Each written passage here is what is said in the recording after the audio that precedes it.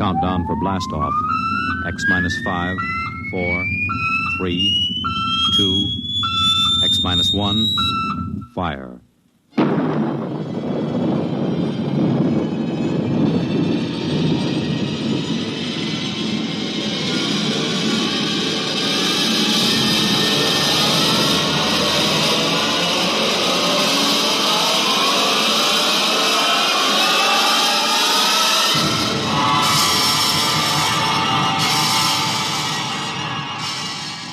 From the far horizons of the unknown come transcribed tales of new dimensions in time and space. These are stories of the future, adventures in which you'll live in a million could-be years on 1,000 maybe worlds. The National Broadcasting Company, in cooperation with Street and Smith, publishers of astounding science fiction, presents X minus 1.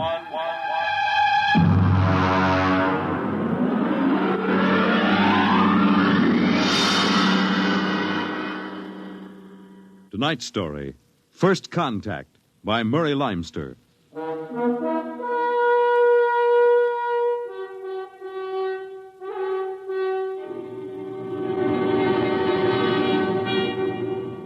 They had been in space 6 months now, moving with the incredibly faster-than-light speed of the overdrive.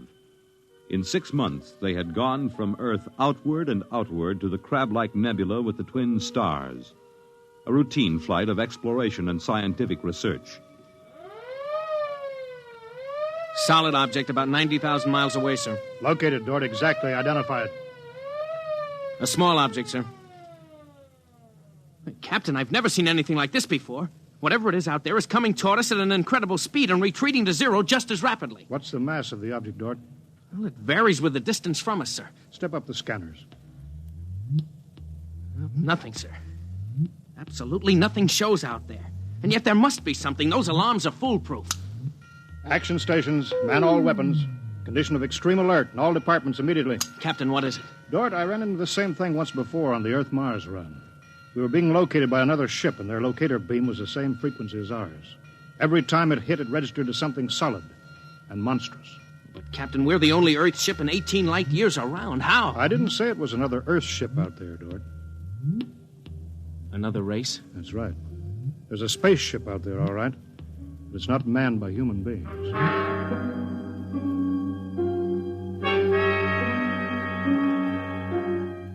It had been contemplated and speculated upon. Mathematically, it was almost a certainty that such a race existed. But in 18,000 Earth years, no human spaceship had ever encountered them. Now the situation was precipitated, and somewhere outside the Earth vessel there was an alien race. Of what shape? Of what quality? Of what psychology? It's moving, sir. Heading right for us. At that speed, we'll be in touch in 10 minutes. Heading right for us, huh? Just what we'd do if a strange ship appeared in our hunting grounds. Friendly? Well, maybe. We'll try to contact them. We have to do that. But friendly? Thank the Lord for the blasters. They may not be hostile, sir. Well, they may be. That's what I'm paid for. Put on this job for, to worry about the troubles that may never happen. To all hands, now hear this. A ship is approaching manned by an alien race. I'll give the signal for attack or defense if it be necessary. There'll be no move made unless I give the order. I do not wish to provoke trouble. Stand by. Their ship is slowing down, sir. It's stopped.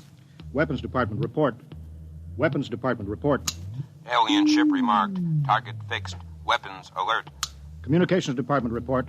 Communications Department, report. We're receiving a modulated short wave, sir. Frequency modulated. Apparently a signal. Not enough power to do us any harm. Well, try to make some sense out of it. Report any progress to me immediately. One thing in their favor, sir. They didn't attack immediately without question. They're trying to establish contact. That seems to indicate they're reasonable. We'll see. What are they doing now? Can you make out the locator screen? Bring that power up. Yeah, they're doing something now, sir. There's a section of the hull opening. Probably an airlock, sir. If they breathe there. Yeah, they're letting something out. It's round. A bomb, sir? Unknown object released from alien ship. Observed by Weapons Department and targeted. Stand by. See what they're doing, sir? They've left the object out there right where they were. And now they're withdrawing the ship. There's no reason why that object couldn't be a bomb, Mr. Dort. Intended to let us think precisely as you're thinking right now. just have a hunch, sir. I think they're friendly.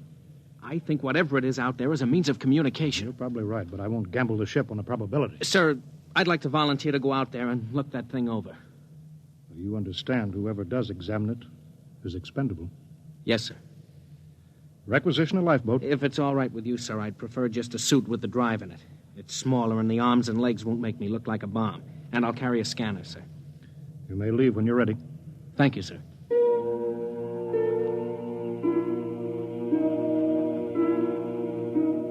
I'm all ready. Clear the lock and let me out.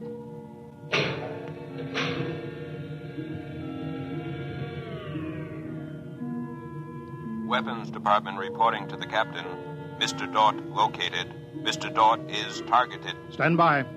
If that object out there is a device to capture one of our people for observation and questioning, it'll be blown out of existence, including Mr. Dort. Stand by.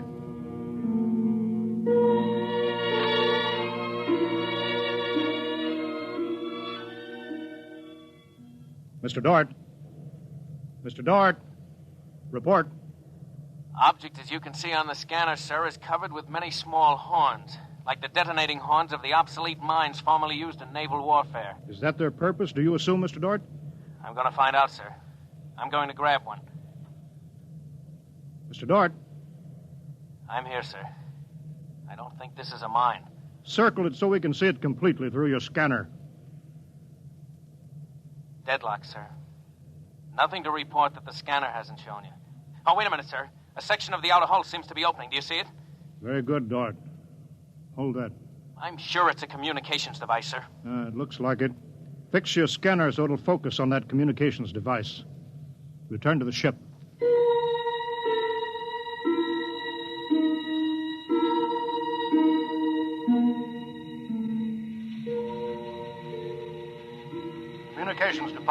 Communications Department. Progress report, please.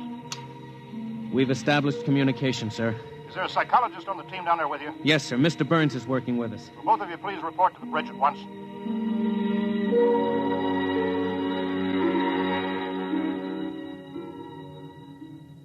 Oh, you look tired, Dort. We've established fairly satisfactory communication, sir. They seem to have highly developed thought patterns. We got a satisfactory translation from the machine on the fourth attempt. We can say almost anything we want to say to each other now. Of course, how much of what they tell us is the truth, we have no way of knowing. Mr. Burns, you're the psychologist. What do you think? Well, I don't know, sir. They seem to be completely direct. They haven't let slip even a hint of the tenseness we know exists. They act as if they were setting up a means of communication for friendly conversation, but, well, there's an overtone that... Yeah? Well, Mr. Burns, I have a decision to make. On the one hand, opening contact with the friendly people of a vastly different culture could only be beneficial to us of Earth. On the other hand, if they're hostile, I ought to blast them out of existence without any other preliminaries. Oh, but, sir, you can't... I'm not talking to you, Dort. It's not warranted yet, sir. Yes. Now, hear this, all departments. Hear this, all departments. This ship is on an extended alert. Provisions will be made so that personnel can have maximum rest and nourishment.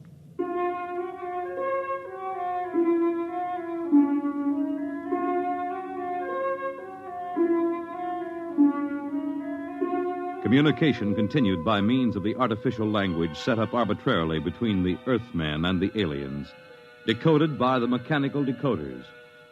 Dort disobeyed orders. He lived on powerful stimulants so that he could stay with the communications machine. Talking to the aliens. Other people. Are we being received? We are receiving your message. The chief of this ship wishes to speak with the chief of your ship. The message is heard by the chief of this ship. The chief of this ship communicates that he will hear the message of the chief of that ship. Go ahead, sir.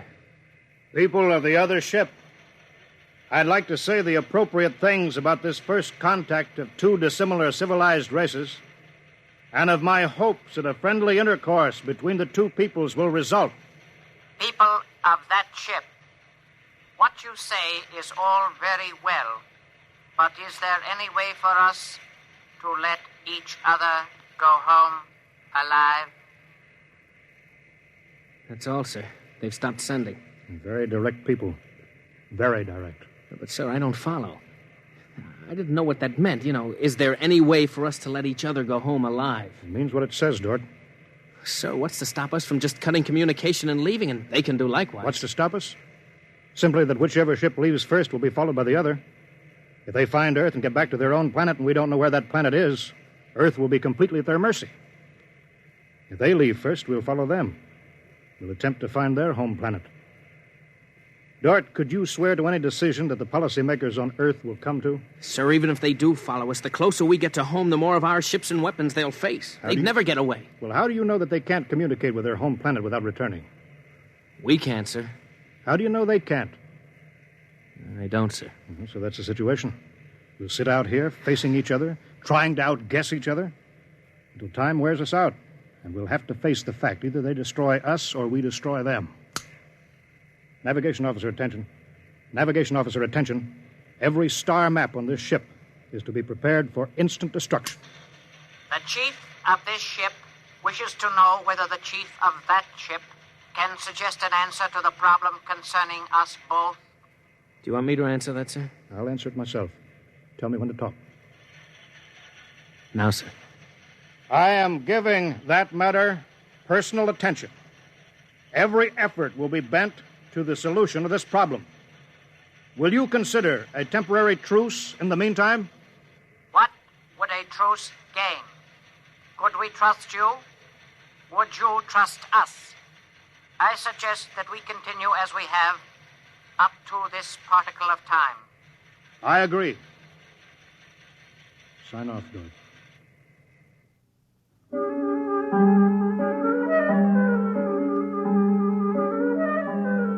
Weeks went by, and during the weeks, the exchange of information continued without let-up. What particle of time are the people on that ship at? The resting time. All rest except myself and others on alert duty. Same on this ship. You people of that ship are very similar in many ways. Do you have a family? I have a mate. I have a mate and 3 offspring. It is too bad for them, as well as us, to have to kill each other. This ship can't see any way out of it. Can that ship? If we could believe each ship, yes. Our chief would like it. But we can't believe you, and you are afraid that we do not tell the truth, although we do. This ship would trail you home if this ship were able to. That ship would do the same.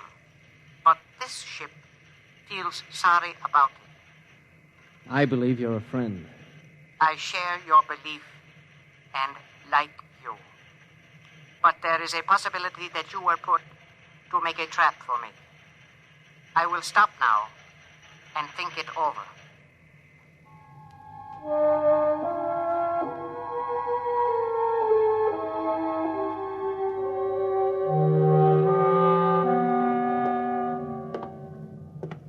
Just sit down, Dort. Control yourself. We're all under tension. Doesn't do any good to pace like some caged animal. Yes, sir. All right, now, I've read the complete transcription of your conversations with this one alien. What does it prove, Dort? Sir, these people are so much like us in their thinking. Well, sir, they're likable. They're likable and they breathe oxygen. Their air is 28% oxygen instead of 20. But they could do very well on Earth. It'd be a highly desirable conquest for them. Dort, I'm as set against violence as you are. I don't see any way out of this. And I think we've got to break this status quo. So if in 70 hours we don't see any other way, then I have no further choice. I'll blow them to bits.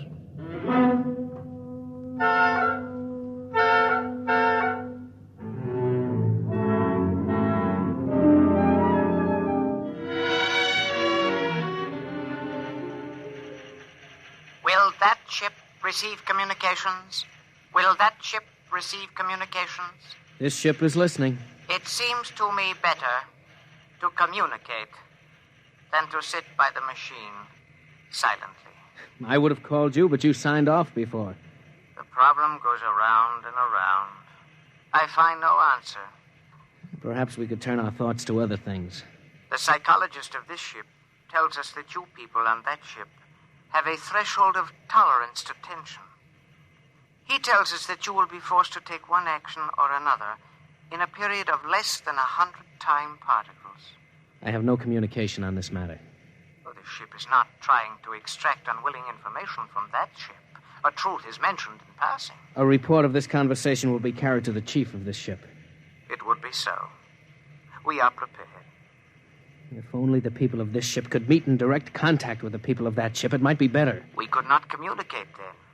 The communications machine is too large to carry from place to place. In direct contact, the peoples of the two ships would be further apart than now. That's true. I am sad. Much that is pleasant has passed between us. I am sad, too. We are not yet ready for each other. We are not yet ready for each other. It's hard, isn't it, Dort? Well, Captain, I'm sorry. I didn't know you were here, sir. I've been here for quite a while. Eavesdropping, I'm afraid. It's all right, sir. Nothing can be personal in a situation like this. Yeah, that's right. How long is 100 time particles, Dort? Pardon, sir?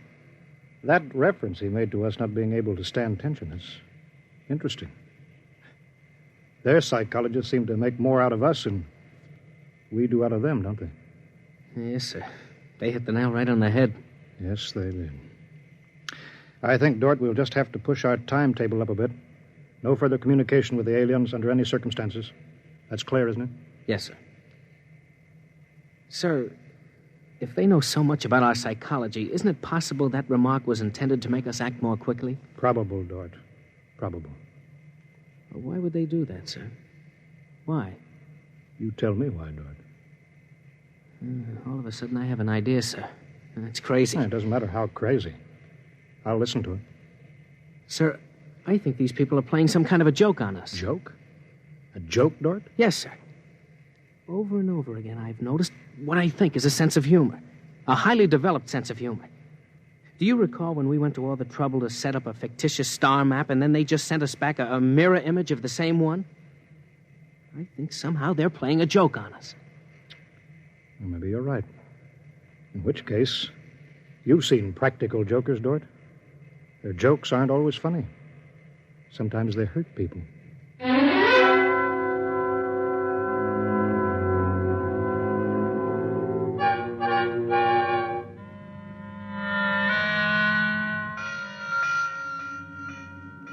All departments, man, instant alert. All departments, man, instant alert. Report instantly. Report instantly. Weapons Department alerted.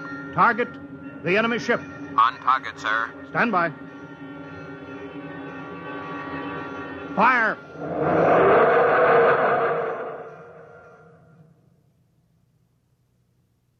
They're gone, sir. Not a trace of them left. Not a tiny trace. Now we can go home.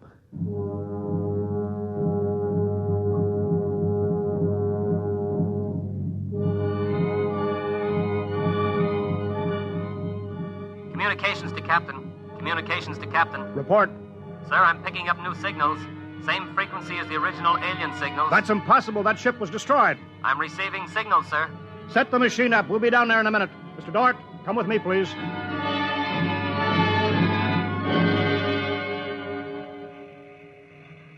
It's good to be on the way home. Yes, it is good. Do you suppose we'll ever figure out what happened to the other ship? Never. A blinding flash and they were gone. I suppose they couldn't figure a way out of the situation. An unstable people. They had no sense of humor to cope with the situation. They exploded themselves out of existence. It seems reasonable. They must have had powerful weapons to destroy themselves so completely. Yes, what a shame. In a way, I grew to like them. This isn't meant for us, sir. I don't know what's happening, but I think we're overhearing a private conversation. I understand, Dort. Be quiet, will you? Many things might have come out of a relationship with that people. They were describing a disease they call cancer. I think it is similar to the Frogren syndrome. We might have helped them. They might have helped us, too. Well, too bad.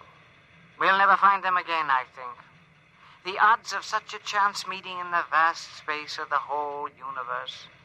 There are no figures for such odds, are there? Turn it up, Dort. Turn it up louder. That's all there is, sir. The signal stopped there. Sir, I don't know how, but somehow when we fired at them, we didn't destroy them, but we did set up a condition whereby they've become invisible to us and we've become invisible to them. Captain to Engineering Department. Halt, forward motion. Captain, why are we stopping? Listen, Dort, you say they're invisible. They are, but they're not destroyed because we just heard them. They're out there somewhere. Invisible. Well, you heard them, sir. They're heading for home. We're invisible to them, too, sir. How do you know, Dort? How do you know this whole thing isn't a setup? Well, suppose that's true, Captain. You heard their conversation. They weren't talking like any monstrous people. They seemed decent and warm, just as decent and warm as we are. How do you know this conversation wasn't planted, deliberately set up for us to hear? How do you know that, Dort? Yes, sir, you're right. They may be out there and they may not. They may be telling the truth or they may be trying to trick us. They may be friends or they may be the most deadly enemies. You said they had a sense of humor, Dort. What a joke to play. To deliberately set up a situation where we wouldn't know fact from fantasy, truth from lie. Wouldn't that be a joke, Dort? Yeah, but we don't know that they did that, sir. And we don't know that they didn't. We don't know anything. Sir, does that mean we never go home again? I don't know. I have to think about it.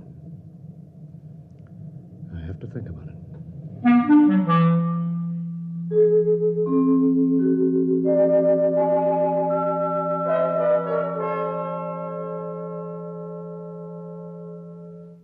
You have just heard X-1, presented by the National Broadcasting Company in cooperation with Street and Smith, publishers of astounding science fiction. Tonight, by transcription, X-1 has brought you First Contact, written by Murray Leinster and adapted for radio by Howard Rodman. Featured in the cast were Wendell Holmes, Bob Hastings, Clark Gordon, William Lally, and Stan Early. Your announcer, Fred Collins.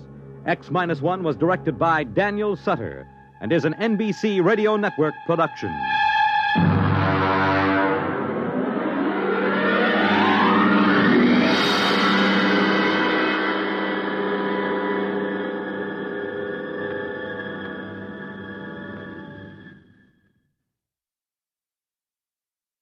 Next week at this time, over most of these stations, NBC will present This is Carnegie Hall, a special concert featuring the Symphony of the Air Orchestra.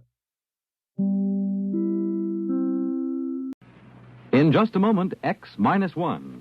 But first, some of the funniest situations you've ever witnessed occur every Wednesday night when the devilish imagination of MC Jack Bailey sets to work on NBC's Truth or Consequences. You won't believe it until you hear it, so listen in tomorrow. Then another laugh session is in store later on with the wise and witty Groucho Marx as he and contestants play You Bet Your Life. While for the melodic note in your Wednesday evening schedule, it's music and fun on Airtime with Giselle McKenzie.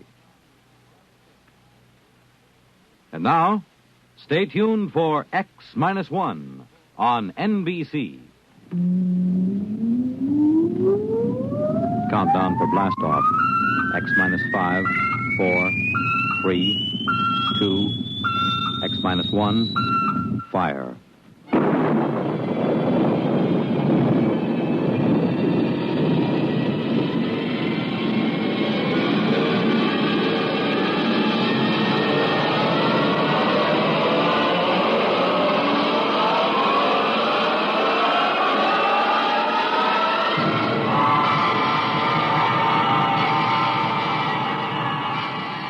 From the far horizons of the unknown come transcribed tales of new dimensions in time and space. These are stories of the future, adventures in which you'll live in a million, could be years, on 1,000 maybe worlds. The National Broadcasting Company, in cooperation with Galaxy Science Fiction Magazine, presents X minus 1.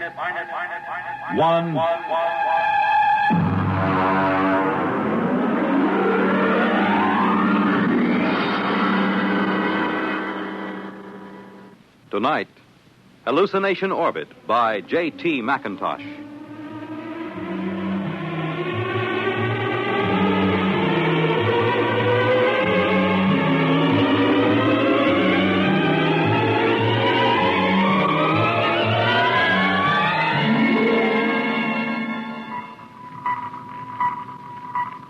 Chaka. Sir? Stand by to release a pickup rocket. Yes, sir. We'll break orbit in 8 hours, have damage control pull the rods on the number 3 pile. Check leakage. Yes, sir. Try and have the locks cleared of all unessential personnel when that pickup rocket comes back. There's no point in making trouble. I understand, sir. Pickup rocket away, sir. Very well.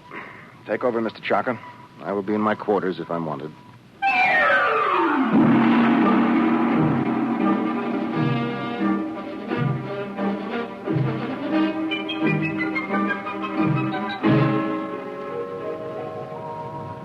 Well, now then, Mr. Danbury, make yourself comfortable. Why, thank you, Captain. You care for a drink? Scotch in that bulb, bourbon in the other. No, thank you. I can't get quite used to squirting liquor from a rubber bulb as if I were oiling a dairy. Well, you'd have a devil of a time pouring from a bottle in free fall. Well, how are you enjoying your trip? It's very interesting. It was very nice of you to give me a lift. You know, it would have been 8 months before another ship came along. A whole lot more than that with the main Pluto beam station out. Probably 8 years. Really? That long? I thought the whole run to Pluto was under 18 months. Yes, it is when the beam is running. You see, Mr. Danbury, we left Earth 27 days after the beam broadcast from Pluto station broke. We've been spaceborne close to 6 years. I suppose that's why you're on orbit around this planet, picking up supplies or something, eh? Oh. This is a standard pickup for the space beam service. We sent a rocket down to take off a man who's been the only inhabitant of this planet for a little over 2 years. Well, I expect he'll be glad to see you. Well, there's no telling. I know I would. After 2 years of duty, Mr. Danbury, you might not know anything. Oh, psychiatric troubles? Solitosis. It's from the Latin, solace, alone. Is that much of a problem? Only in space. Here, look.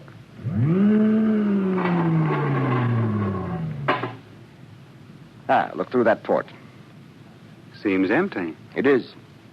It's empty of horizon, sky, sunlight, ground. It's empty of time. It's empty of people. You can't live in it too long without something happening. I see.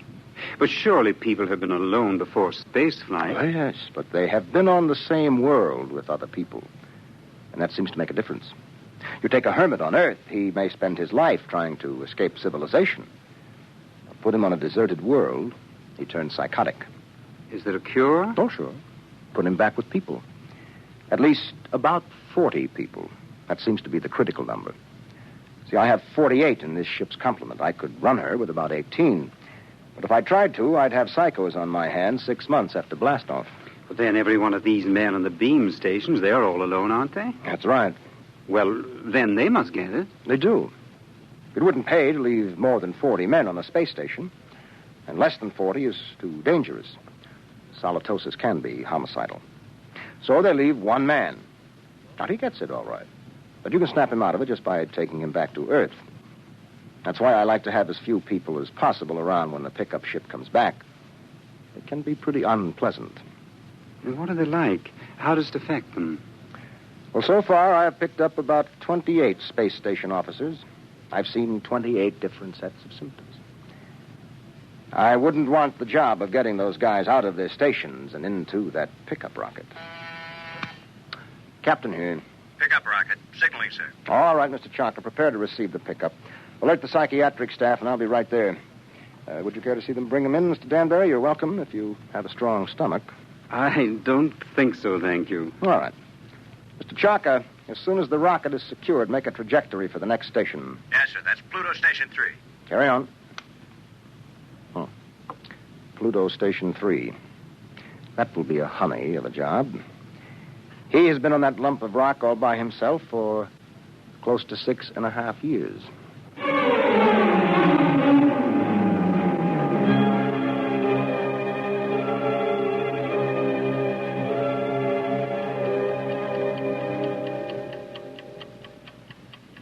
Pluto Station 3, daily report. Colin Ord, space officer. Everything is in fine shape. Through my port, I can see Mars, Earth, Saturn, Mercury. That little devil, he's hiding behind the sun. He's been quite furtive lately. Why I'm required to record this report every day escapes me, because it's quite obvious to any empty-headed brass hat at the central office that not a word of this has been worth the tape it's been recorded on for the last 5.5 years. But if it amuses you gentlemen to hear me wander, after all, you are paying for the tape. Which gives me a fine thought. I'm going to set the pickups through the whole station and leave the tape running. That'll give you a daily report all day, so keep on listening.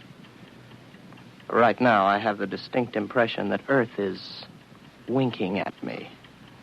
A rather suggestive, lewd wink. It helps to see the planets, doesn't it? Oh, I thought you were reading. I was.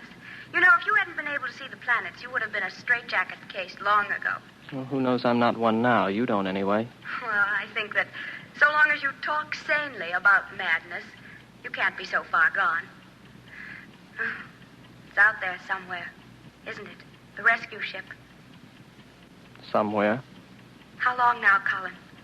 Where could they be now if they started whenever the beam failed? I haven't worked it out since the last time you asked, but they could be very close. Well, if the beam hadn't failed, they would have been here long ago, wouldn't they? Oh, sure. 11 months with the beam, over 6 years without it. Well, anyway, that triple time 6 years' pay adds up to quite a pile. You'll be set up for life when you get back to Earth, won't you? And at 29. I'll be rotten with money. Oh, well. It's been nice knowing you. That's because of the others before you. I've learned a lot. Never talk of the others. And above all, never talk of any others to come. I'm sorry. Would you like to play chess? It's a long time since we did. I don't think so, not anymore. I'm a little tired of chess. Oh, I know. I understand. I won't bother you. I'll go to my room, Colin. Well, don't get upset. I'm not. I understand. You're just tired of chess. You still listening, gentlemen? That last few minutes might have been a little confusing. You'd like to know who I was talking to, wouldn't you?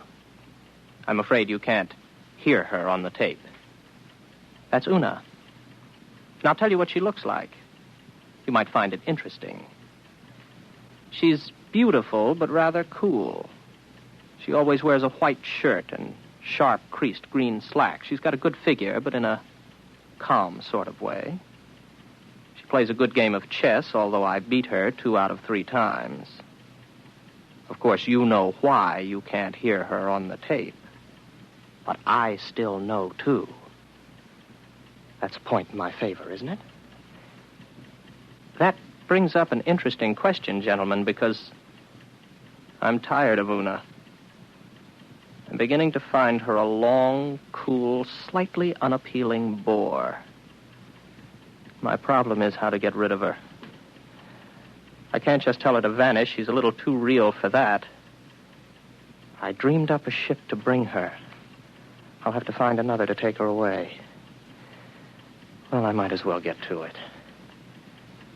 Oh, no.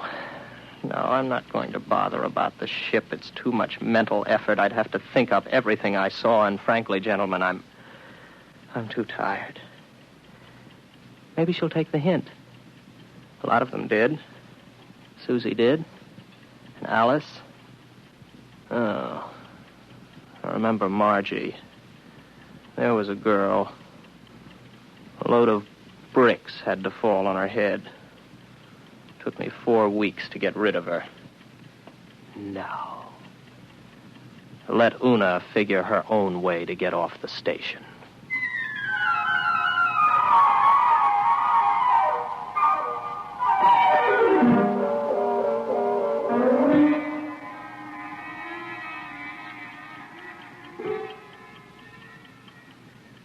Well, she's gone. I thought she might. Her ship's gone, too. Well, all in all, I don't think Una was really very satisfactory. One of these days, I'll start believing in them, and I'll be really gone. Well, if I activate the main screens now, I'll see a ship coming in to land pretty soon. Every once in a while, I have a thought that when the ship really comes, I'll think it's make-believe. Yes, there it is.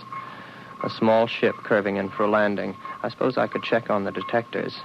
I know they register anybody within 100,000 miles, but I don't bother checking them anymore because someday the moment will come when I check the detectors. And I'll see just what I want to see. Well, the ship's coming in for a landing now. I'll go out to meet it. I'm rather interested to find out what the explanation will be for the girl. Naturally, it will be a girl.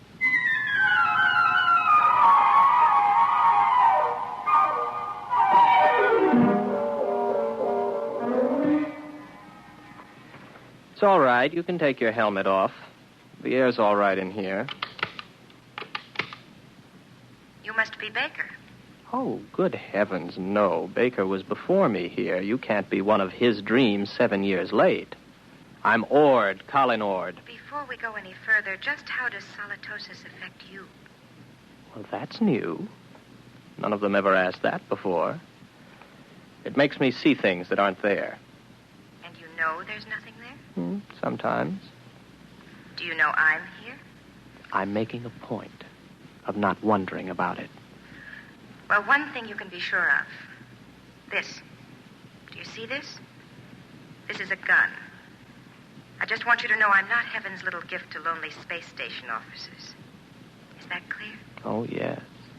Yes. What's your name? Elsa Cutterline.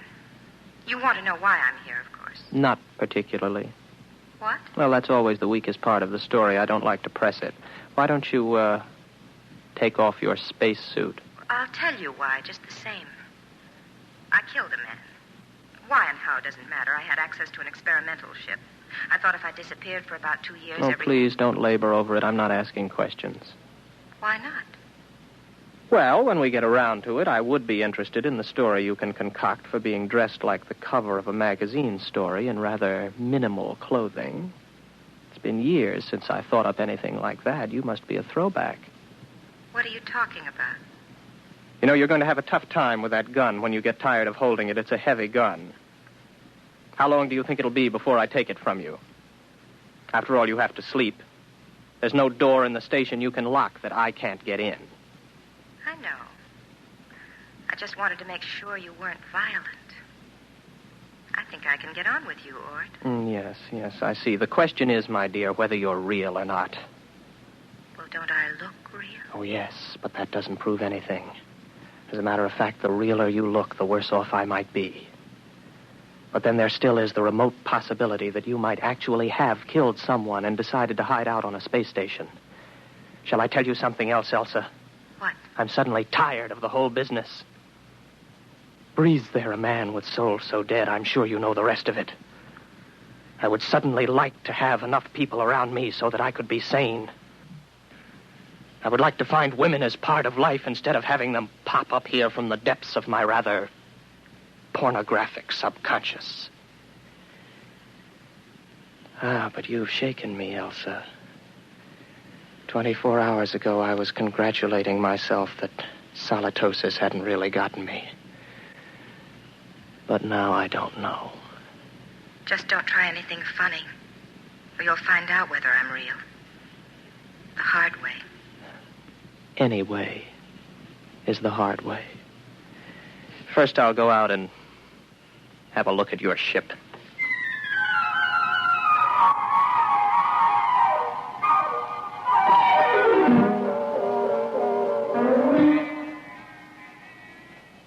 £14 per square inch air.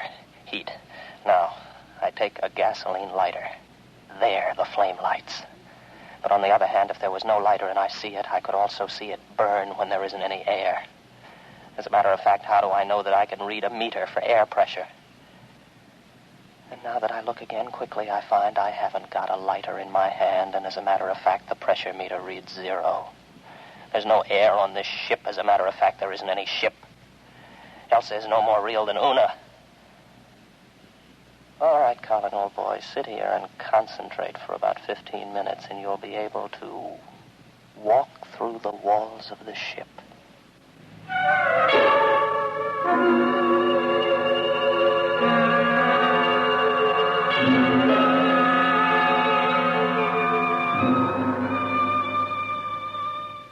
Well, what did you find out there?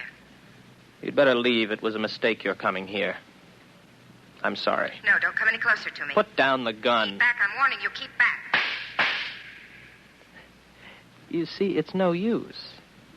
Oh, you're a good shot. You got me right between the eyes, but I couldn't feel a thing. I can't let myself be shot now, can I? Give that to me.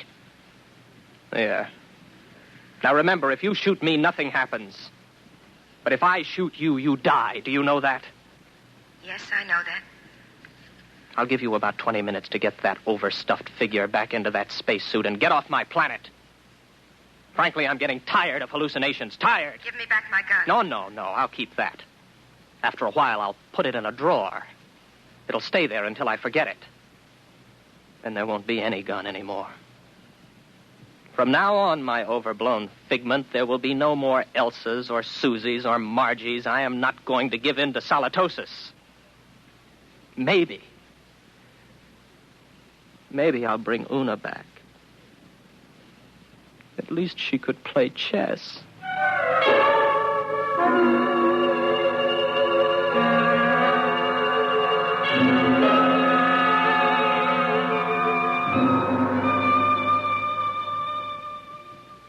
Pluto Station 3, Daily Report, Colin Ord, Space Officer.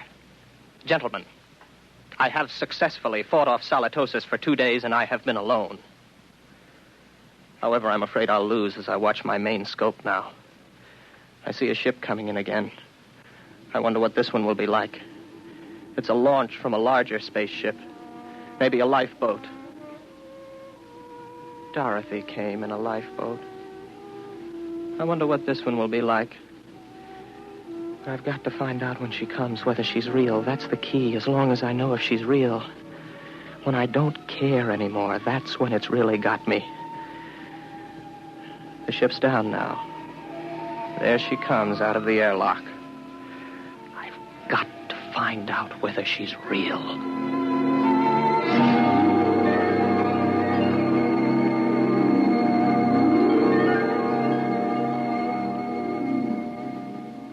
Colin Ord? That's right. I'm Dr. Lynn of 4-Star Lines.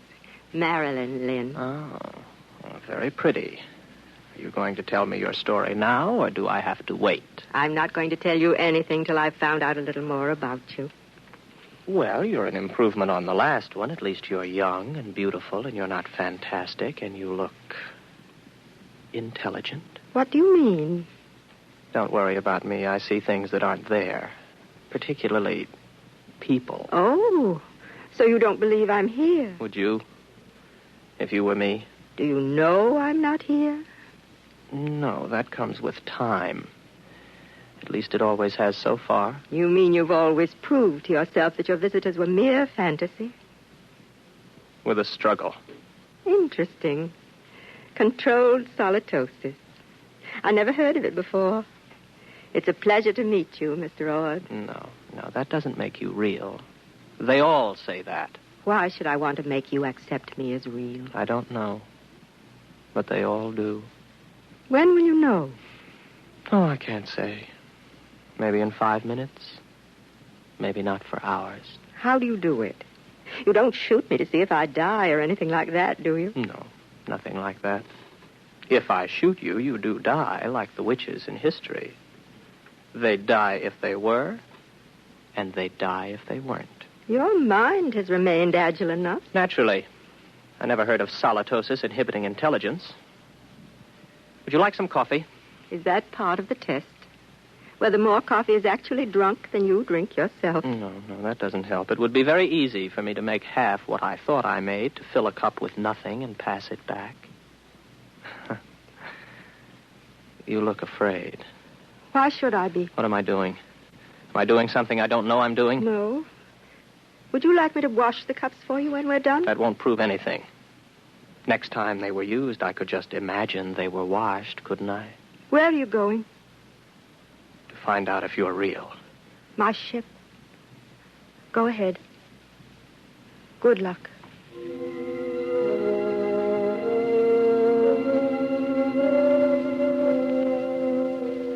What's she afraid about? Something I said. None of the others were really afraid of me. I can't tell yet. Nothing's happened. The meters all read 15 pounds to the square inch air pressure, but that's no good. I can't tell if I'm reading them at all. Oh. Well, the wall's solid enough. My hand hurts. That doesn't prove anything. Supposing I open my faceplate. If there's no ship and no air... All right, my faceplate's open. I'm breathing air. But then again, on the other hand, my faceplate may still be closed. Maybe I only think it's open. I can't tell. I can't tell that she isn't real. That means it's finally gotten me. It gets everyone. I don't really know if anything's real, if I'm real, if this space station is real, the planet, the universe, the galaxy. Maybe all life is in my mind. I think. Therefore I am. Yes, I remember that from school. Oh, I'm tired. I got to get back to the station. Very tired. Close my faceplate, if I ever opened it. Get back to the station. Got a headache. Terrible headache. I'm very tired.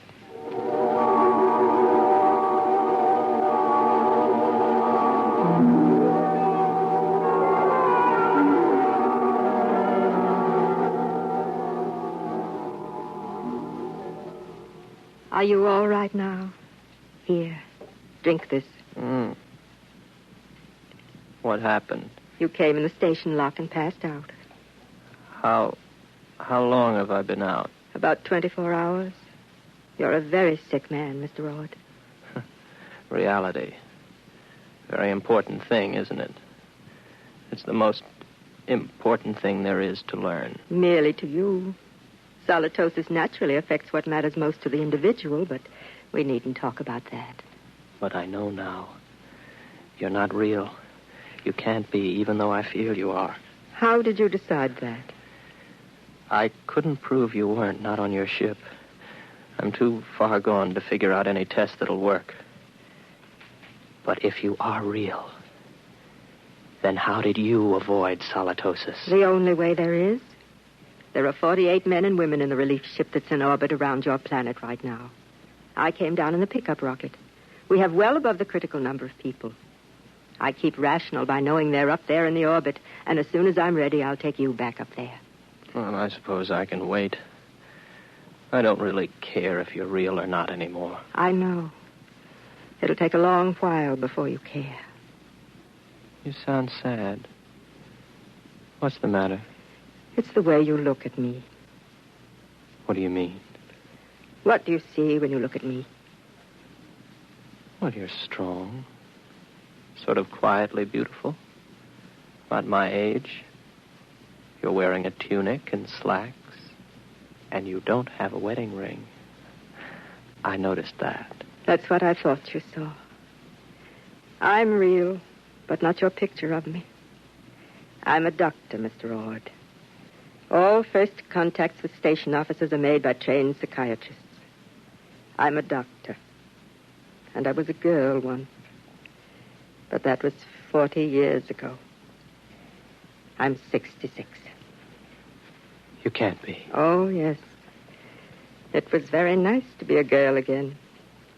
I could see myself in your eyes, and I almost felt young again. As I grow old in the next few weeks, Mr. Ord, you'll be recovering. That will show you how your case is progressing. When you see me as I really am, you will be all right. Assuming you're real, Marilyn, it really must take something to come down alone to see one of us. I think I see you now, as you really are.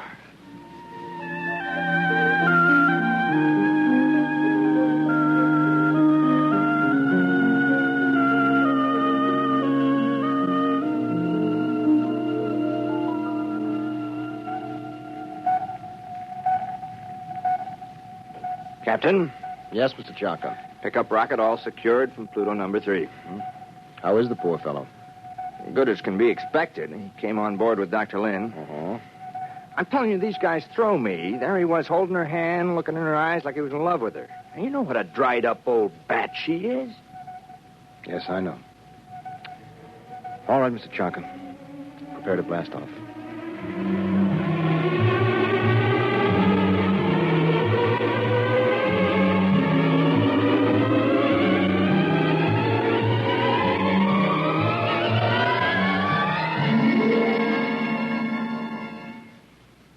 You have just heard X-1, presented by the National Broadcasting Company in cooperation with Galaxy Science Fiction Magazine, which this month features the Willie Lay column, Mutant of the Iron Horse, describing monorail railroads of the past and future. Galaxy Magazine, on your newsstand today. Tonight, by transcription, X-1 has brought you Hallucination Orbit, a story from the pages of Galaxy written by J.T. McIntosh and adapted for radio by Ernest Kenoy. Featured in the cast were William Redfield, John Larkin, Vera Allen, John Moore, Terry Keane, Dick Hamilton, and Hope Rissman. Your announcer, Fred Collins. X-1 was directed by Daniel Sutter and is an NBC Radio Network production.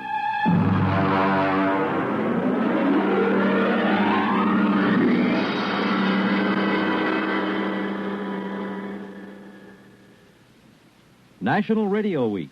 Recollections at 30 salutes Radio Tonight on NBC. In just a moment, X-1. But first... Once again, NBC Bandstand brings you some of the nation's top name bands in person. This week, Ralph Flanagan fills your weekday mornings with his wonderful hit tunes. Slow numbers or fast, there's no mistaking the delightful Flanagan style.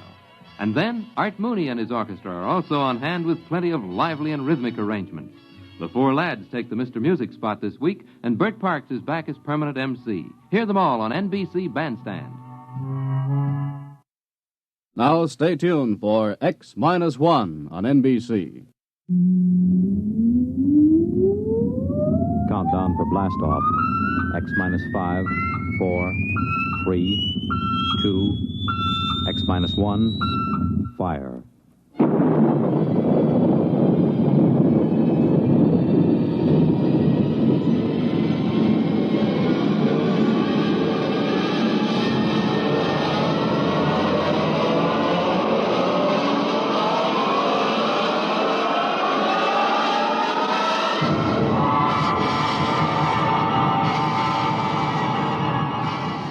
From the far horizons of the unknown come transcribed tales of new dimensions in time and space.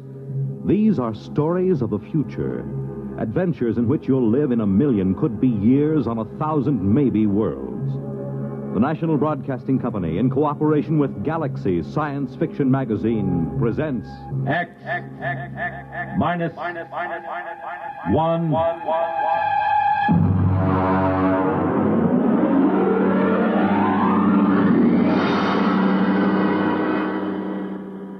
Tonight, Surface Tension by James Blish.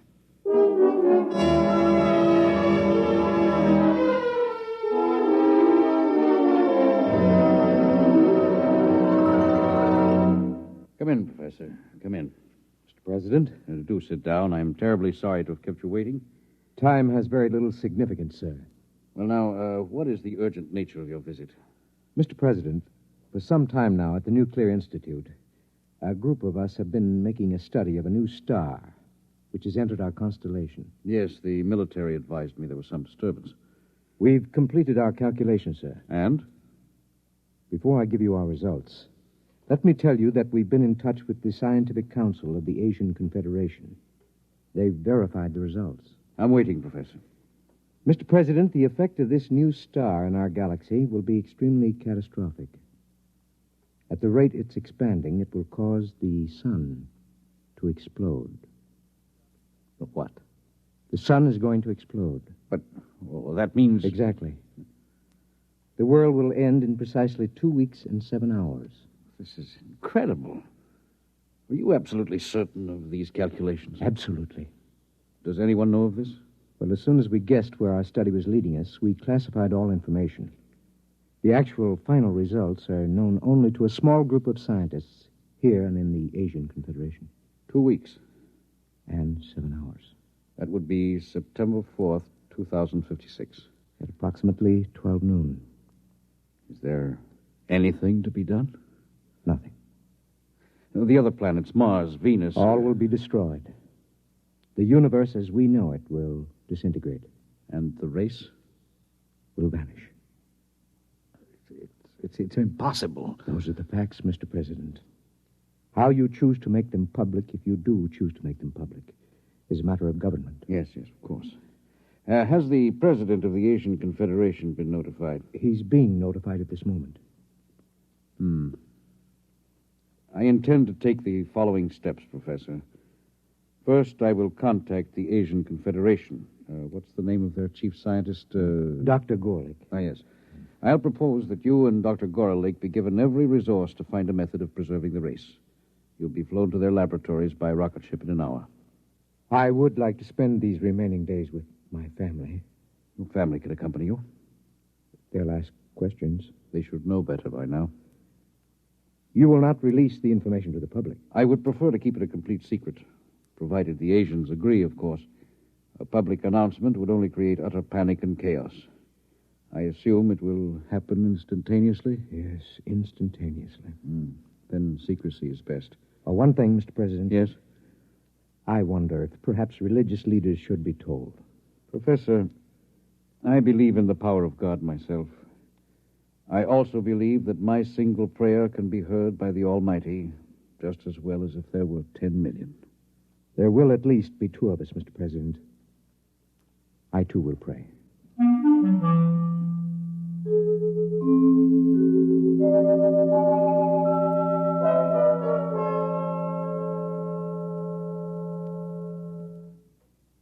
Dr. Gorlick?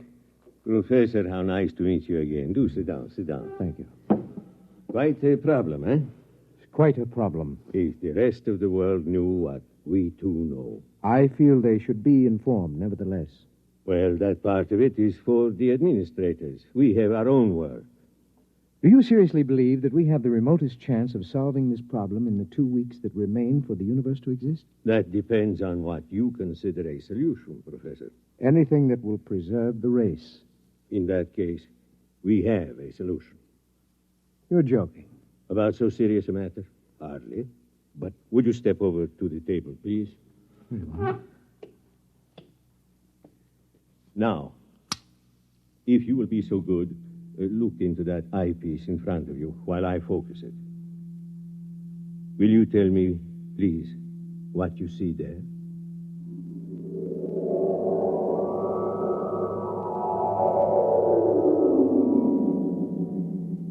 Fascinating. Most unusual. Would you be good enough to describe it? Yes, of course. I see what looks like a section of a large swimming pool. Plant life. Very tiny, and some kind of animal life, almost molecular in size. Good. Now let me change the magnification. Possible. Go on, please. Describe. What? I see what looks like dogs, cats, a cow. All evidently swimming underwater in this medium. Wait. Yes, they seem to be dogs and cows and cats, except that they appear to have gill-like breathing apparatus. Good. It looks as if somehow these species have been mutated to live underwater. Exactly. Well, I don't understand how this is possible. It would take hundreds of generations, thousands of years, possibly, to effect such a change, even with modern genetic control. It is the key, Professor. Let me ask you another question. Yes? Would you estimate the size of these creatures?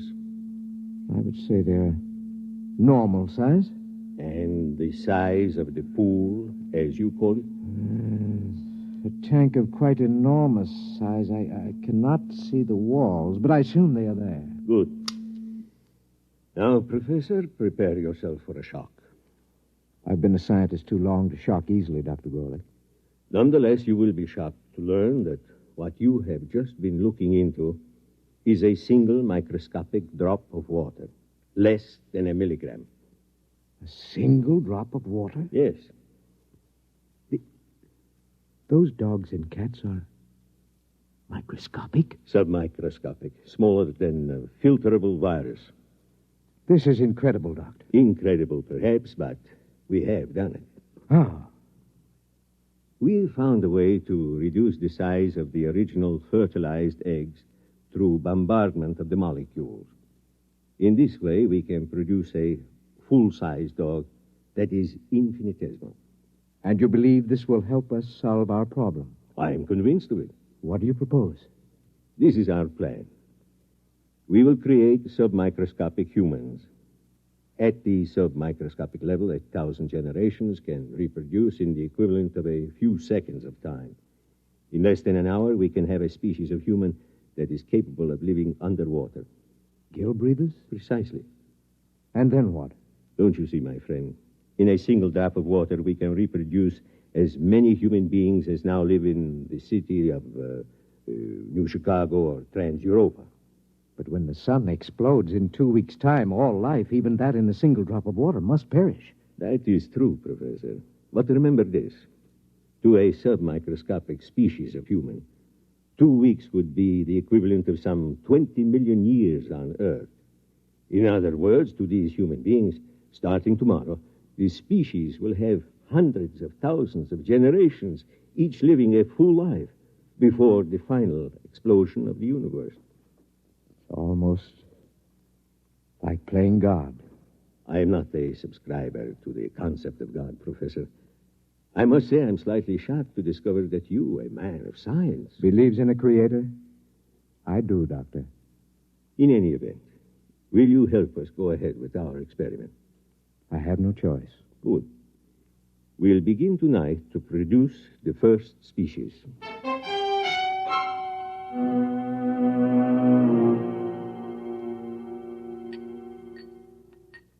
Careful with the virus. Here's the tube. Now then, we'll place this in a drop of water underneath the lens of the microscope. What about the evaporation and condensation of the drop? All outside factors will be controlled. Temperature, humidity, and so on. Will you turn on the lens, please? Now, using the highest magnification, we'll be able actually to manipulate a single being with electron magnets. A sensation we would interpret, possibly, as we interpret centrifugal force. Ready? Ready. Good. We begin the experiment.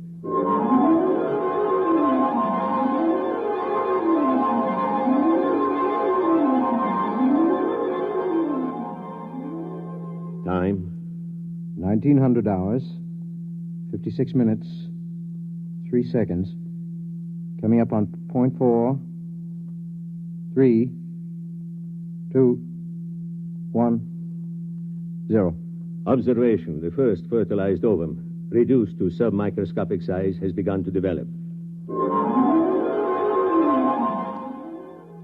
Time? 1956, 20 seconds. Coming up on 2, 1, 0. 4 submicroscopic human beings have been reproduced. 2 appear to be males, 2 females. Time? 1956, 24. Observation. 10 generations of submicroscopic humans have been reproduced. Webbed toes and fingers and elementary gill modifications have begun in response to submersion of species in highly oxygenated vapor. Time? 1956, 45. 100 generations have reproduced. Increased water in vapor has resulted in gill structure, species now ready for total submersion in a droplet of water. Turn on the electron magnet. Now for the crucial part of the experiment. Total submersion. Finish or die, I feel like a murderer. The prolongation of the human race is at stake. It's a calculated risk. Still. Steady. I am about to effect the transfer. Steady. Now. Done. Look in the microscope, quickly. I can't find them. Let me. They're alive and swimming around. How many? Thousands. We've done it, Professor. Inside that drop of water, human beings like you and me, except for their gills, are already beginning to establish a civilization that will last for them millions of years. And for us? 2 weeks to observe and wonder, and then... Unless a miracle should occur. Let us begin now. Time, please. 1900 hours, 56 minutes, 49 seconds, 3, 2, 1, 0. Observation. The equivalent of 1,000,000 years has already passed inside our droplet of water. Human life is firmly established.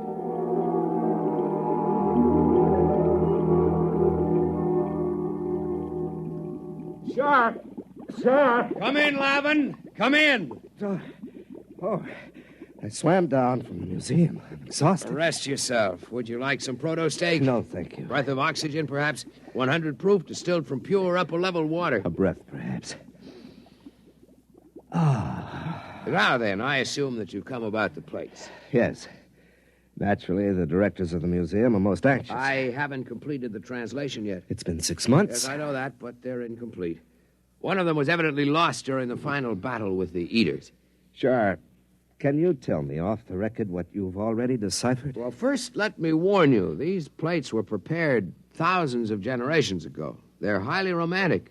What they tell us may be fantasy. Still, I'm fascinated. After all, the greatest archaeological discovery of all time, buried 1,000,000 years in the ooze of the bottom. Very well.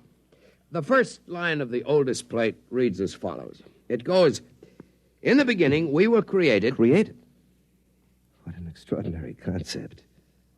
By whom? What about evolution? Yeah, let me finish. It goes, "We were created by men who are not as we are, but who are our ancestors all the same. They were caught in some disaster, and they made us and put us here in our universe so that the race of men might live on." Ridiculous. Perhaps. Well, this supposes a universe other than ours. The theory has been advanced before. By fools. Fools? Look at us, Lavin. Are we really suited to this universe? Our gills, our webbed feet, these are the product of evolution and adaptation. But the shape of our bodies, the way we swim... Well, I'll admit there's some basis for the theory, but every experiment, every attempt to prove that anything exists outside, that the surface can be pierced... According to the plates, the surface can be pierced. Listen to this passage. There are 3 surfaces of the universe. The first is the bottom, where the water ends. The second is the thermocline, the dividing water between the bottom and the sky. The third is the surface film beyond which none can pass. And beyond the surface film, beyond the surface is the universe of the creators. Well, the whole thing sounds like a parable or a song. Whatever it is, remember this. Thousands of generations pondered the miracle of our existence before these plates were written. Primitive. Men. You sound like a mystic, Shar. To think that a scientist like yourself could believe in the existence of creators. Nonetheless, creators who were formed in our own image. Or we in theirs. I'm shocked, truly. I intend to complete the translation of the plates. I will pursue this project for the rest of my life, if necessary.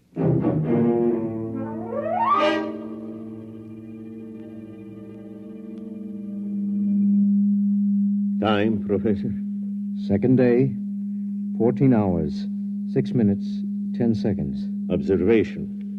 The plates which were inscribed with microscopic data by an earlier generation have evidently been removed by a subsequent generation.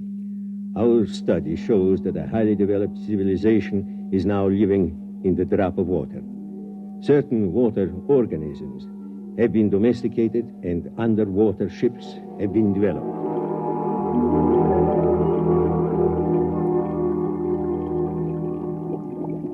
The meeting of the council is called to order. Gentlemen, you all know the topic. Our speaker will be Shar. Gentlemen, some 28 time units ago, when I was a much younger man, I was given the privilege of translating some metal plates found buried in the bottom. As all of you know, I've devoted much of my life to convincing the world that travel through the surface film was not only possible but necessary to survival. Finally, the council has seen fit to grant my request for a special ship to accomplish this travel. I'm deeply grateful. And I would like to request my friend Lavin as head engineer for this project. Permission is granted. We wish you luck. The whole of our world will be following your expedition.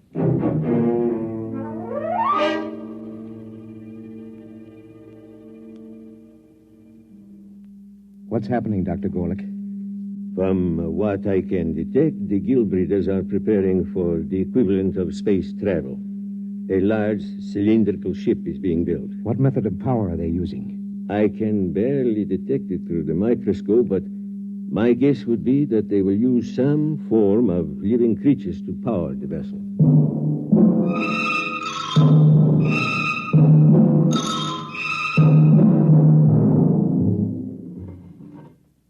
Char to leader. Char to leader. Leader, go ahead, Char. The ship is ready to take off for the upper levels, leader. Water sealed in. All tight. Diatom's ready to move. Diatom's ready. We'll give you an escort of paramecium ships as far as the upper level. After that, you'll be on your own. Very good.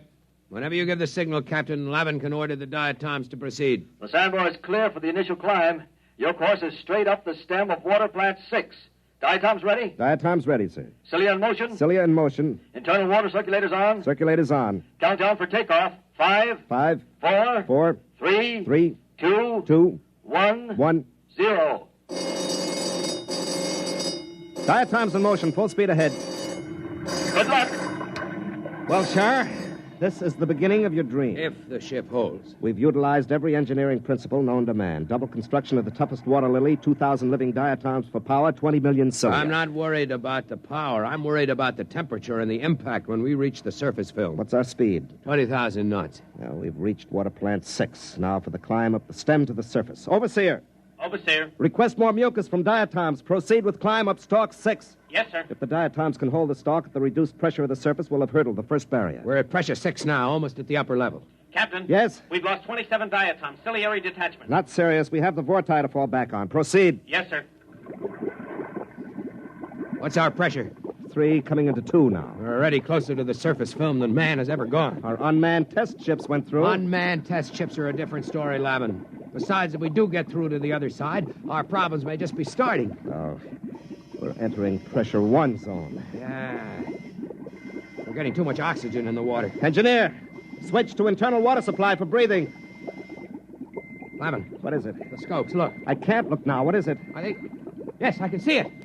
I can see the surface film. Describe it. A great black whirling mass. Huge boulders and asteroids being whirled and ground back and forth like some tremendous boiling mass of mud and stone. It isn't too late to turn back. No, the ship was built to go through the film.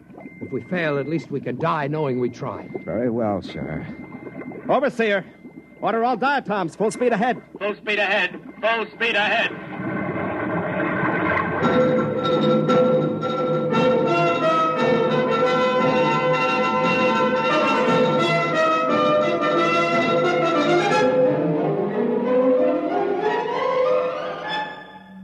The film, Char. Pressure on the ship is increasing. Overseer, more oxygen for the diatoms. Captain, the diatoms are dying. More oxygen. Keep moving. We're almost through. Char, use the auxiliary vorti. Maybe the motion of their cilia and the thrust of the water. Overseer, bring up the vorti. Full speed ahead. We're moving. We're making headway. Oh, if the ship will only hold together. Char, we're through. We're on the surface. Open the viewing port. It's blinding. Put on your eye shield. Look, Char. Like a huge sheet of metal stretching as far as the eye can see, with thousands of small streams and great rivers of water. Look above us, Lavin. Space. Space as far as one can see. And a single huge sun like a great eye looking down at us. Must be billions of miles above us. See those enormous boulders and that molten rock on the surface? The ancients did not lie when they made the plates, Lavin. The universe does exist beyond the surface. Yes, but where are your creators, Char? Certainly, they were a romantic notion. I believe they exist, Lavin. Char. Captain, the diatoms are dying. There's not enough oxygen in the water cases. What's the atmosphere like? Almost 30% oxygen, completely unbreathable. We'll have to try to get back into the surface film to restore life to the diatoms. Overseer, get the diatoms out of their shells. Full reverse speed down the stalk. We're going under again. Yes, sir. I'll try. We know one thing, Lavin. The surface can sustain life.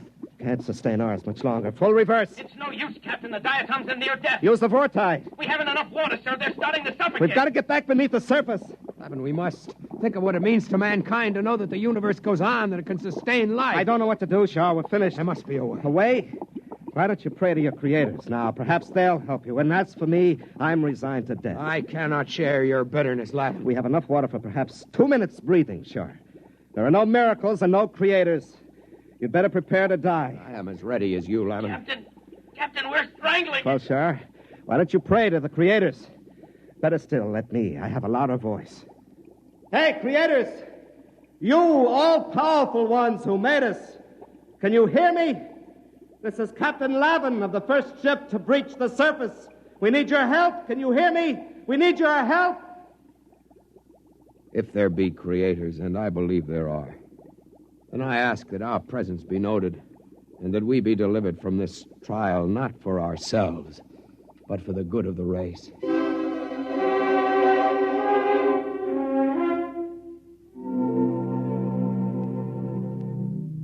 Well, Doctor? The ship has emerged from the film and is lying on the surface. There is no movement now. Probably strangling from lack of water. Very likely. What are you going to do? It's a pity they can't get back again. Eventually, they may have to learn to live on the surface when the temperature changes. Why not help them? You've played God before. Why not, indeed? Switch on the electron magnet. Ready. Now then, if I can just breach the surface tension near them, they'll be sucked under again, as in a whirlpool. If they survive... You'd better hurry. Here goes. Can't live much longer, Shaw. No. It's getting... What's that? I don't know. We're moving. Downward. Lavin, it's a vortex. A vortex is opening through the surface. One way or another, we'll die. The ship can't take the stress. We're dropping. Shaw!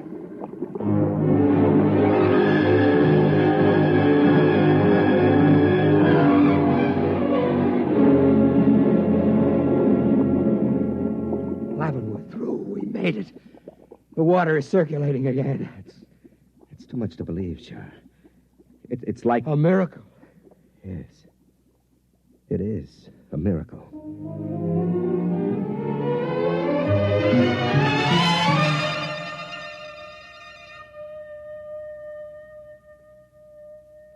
Well, Doctor? They've gotten through. The ship is floating down toward the bottom now. I wonder what they thought at the moment they were saved. Must have seemed to them as if the hand of God reached out to help them. Very likely. Do you suppose they prayed? To whom would they pray? I don't know. Perhaps to us? To the creators? It is not inconceivable.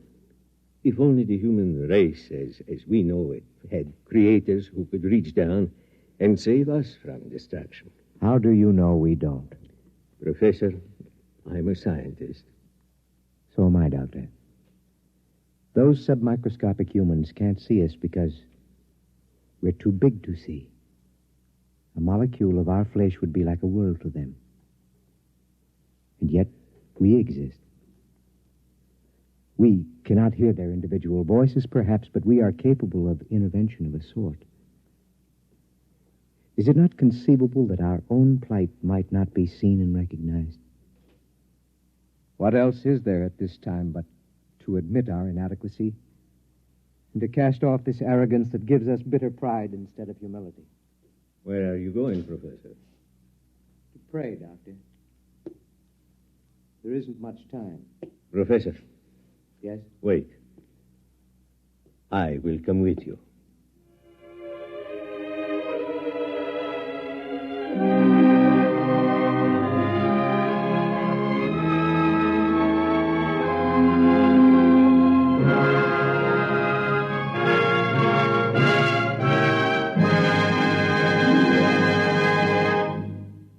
You have just heard X-1, presented by the National Broadcasting Company in cooperation with Galaxy Science Fiction Magazine, which this month features Jackpot by Clifford D. Simak.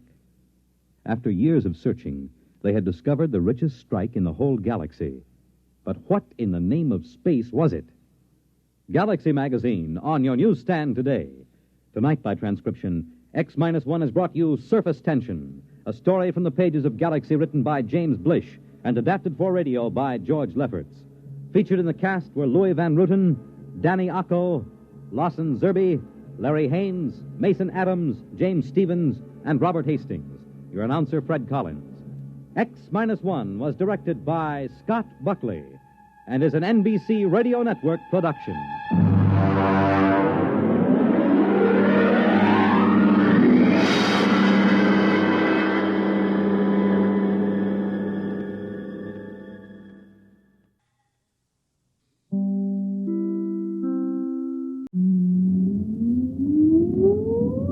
Countdown for blast off.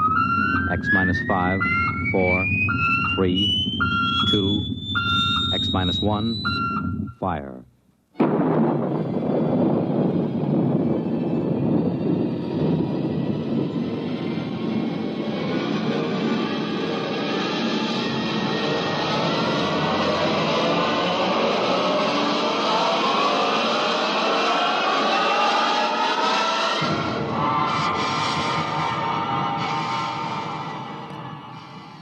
From the far horizons of the unknown come tales of new dimensions in time and space. These are stories of the future, adventures in which you'll live in a million, could be years, on 1,000 maybe worlds. The National Broadcasting Company, in cooperation with Galaxy Science Fiction Magazine, presents X minus 1.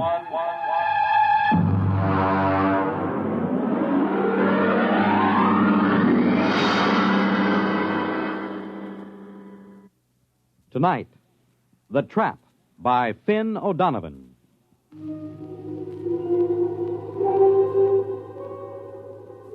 Samish, I am in need of some assistance. The situation is potentially dangerous, so come at once. It shows how right you were, Samish, old friend. I never should have trusted a Terran. What a sorry mess, Samish, and the plot seemed so foolproof. Hey, Thurston. Thurston, get up. Get up, come on. Why? What's the matter? Why? Come on, it's daybreak. Now, there's good news. Let me alone. Oh, come on. You don't want to sleep through our vacation. The bird's on the wing. It's 5 o'clock in the morning. 5 o'clock in the morning in the Adirondacks is the middle of the day. What's the weather out? Oh, it's raining. For crying out loud. Oh, don't go back to sleep. It always rains on the first day of vacation. Rule of nature. Look, I got a little fly rod with a new plastic reel that I'm just dying to try. You know what the trouble with you is, Ed? You're in love with sporting goods equipment. Oh, now, wait till you see this rod. You take that rifle I sold you. You could shoot a rhinoceros with it, but you won't, because, Ed, you're essentially a friendly man. The trouble with you is you don't like the woods. Well, how can you say that? Don't I come with you on a hunting trip every year? Sure, but you always manage to steer us over to Lake Placid to the cocktail lounges. Ah, now there's real hunting. Now, there are trophies to bring back to the city. None of your paltry brown bears or black bears. Oh, come on now, Thurston. I came up here to the mountains to hunt. Have a drink. Well, it's awfully early in the morning. Well, look upon it as an extension of last night. Well, all right. Think it'll stop raining? No, who cares? Well, come on now. Get dressed. It's a perfect day out there in the woods for bear. It certainly is. That's why I want to stay right here in the cabin.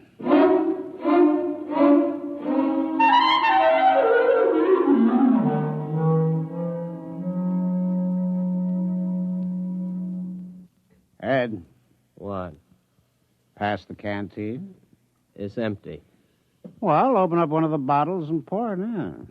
Well, why don't you take it straight from the bottle? What, on a camping trip? Pour it into the canteen. Okay. Hey. Now, this is what I call a hunting trip. Well, you haven't been outside the cabin. Oh, come on, Thurston. Can't we go out just to hunt something, even if it's just a little rabbit? Look.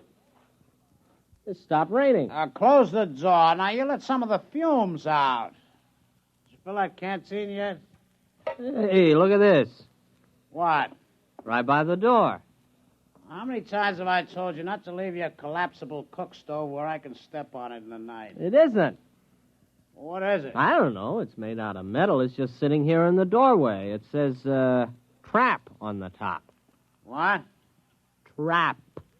Where'd you buy that? I didn't. Well, I certainly didn't. Hey, there's a tag on it. Dear friend, this is a new and revolutionary design in a trap. To introduce the trap to the general public, we are giving you this model absolutely free. You will find it a unique and valuable device for the capture of small game, provided you follow precisely the directions on the other side. Good luck and good hunting. Well, now, what do you think of that?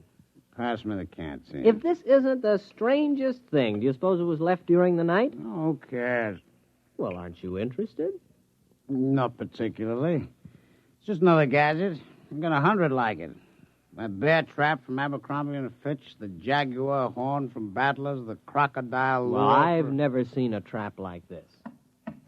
It's pretty clever advertising to just leave it here. Well, they'll bill you for it eventually. You care for the canteen? Oh, thanks. Hey, look at this thing, Thurston. Do I have to? Well, there are instructions on the other side. Quote, take the trap to a clearing and anchor it to any convenient tree with the attached chain. Here's the chain, all right. Press button 1 on the base. This primes the trap. Wait 5 seconds and press button 2. This activates the trap. Nothing more is required until a capture has been effected.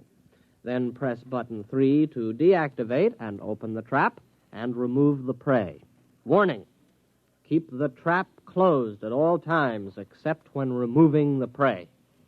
That's goofy. No opening is required for the prey's ingress, since the trap works on the principle of osmotic suction and inducts the prey directly into the trap. Well, somebody's been at that canteen before us. No, that's what it says. What won't they think of next? Osmotic suction. Pass the canteen back. I'm going to set it. What, the canteen? No, the trap. Come on, help me. Now that's the trouble with you, Ed. You're always cluttering up a hunting trip with hunting. Come on, take this in. All right. If it makes you any happier. Hey, boy, it's cold. Come on, we'll carry it over to that tree. It's heavy. Yeah. Here, let's put it down here. You think we really ought to fool with it? Of course. Maybe we can catch a fox. What will we do with a fox? Turn it loose. The fun is in the catching. Here, take the end of the chain. Hey, look out. You got your foot in it. Yeah, I guess it snaps in here. Oh, there it is. Let's get back to the cabin. The great outdoors depresses me. Wait a minute. I've got to press button 1. Hey, it's glowing. Yeah. 3, 4, 5. Now button 2. Well, I guess we just leave it. Well, come on back to the cabin. All right. It is time for breakfast. It certainly is. Pass it to me and don't spill it.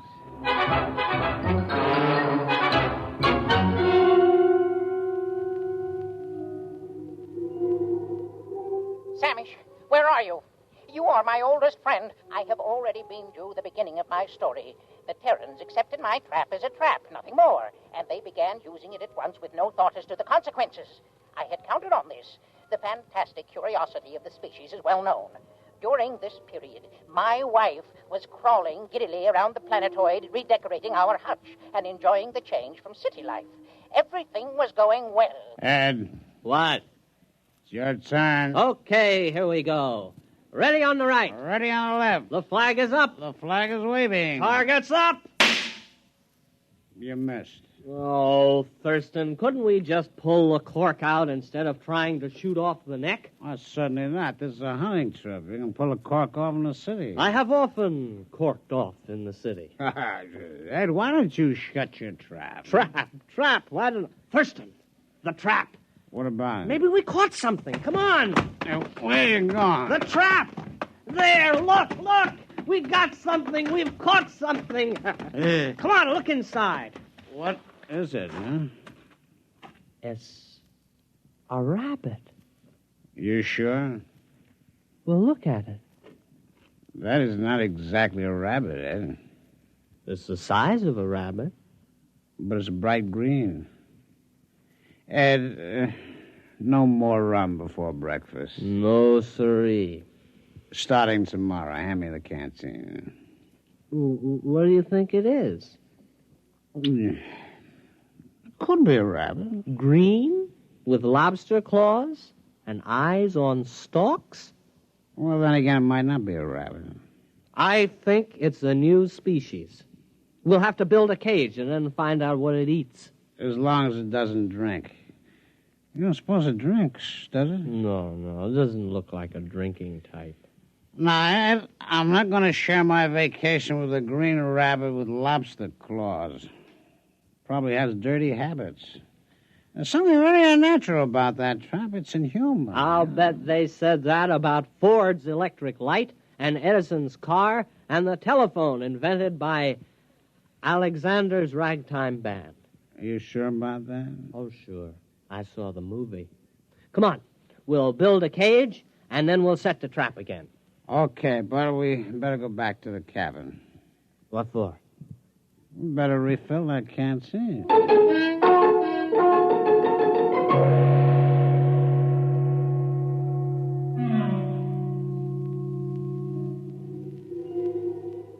Why haven't you come yet? Samish, don't you appreciate the seriousness of my situation?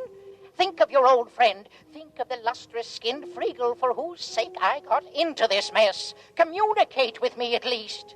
The Terrans used a trap, which, of course, was not a trap at all, but a matter transmitter. I had the other end concealed on the planetoid and fed into it 3 small animals which I found in the garden. The Terrans removed them from the transmitter each time. For what purpose, I couldn't guess, but a Terran will keep anything. After the 3rd beast passed through and had not been returned, I knew that was all, and that everything was in readiness, so I prepared for the 4th and final sending, the all-important one, for which all else was mere preparation. Ouch. Well, that finishes the cage. You know what? No. What? Those things smell.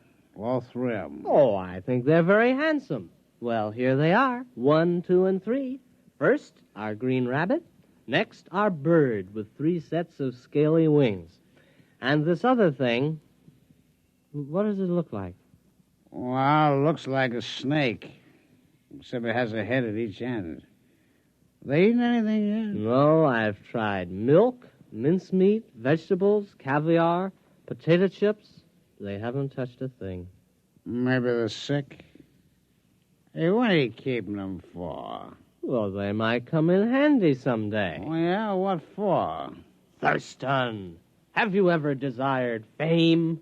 What? Fame. The knowledge that your name will go down through the ages. I am a businessman. I've never considered the possibility. Never? What do you have in mind? These creatures are unique. And they smell. We'll present them to a museum. The daily Thurston exhibit of creatures hitherto unknown. They might name them after us. Our names will go down with Livingston, Audubon, Teddy Roosevelt, Walt Disney. I was thinking of a wing on the Museum of Natural History that would go right across Central Park West. The Daily Thurston Wing. Thurston Daily. That's not alphabetical. That's true. But, Ed, we only got 3 of them. We can't equip a wing with 3 exhibits. Well, there must be more where these came from. Let's examine the trap. Just a minute. The canteen? The canteen.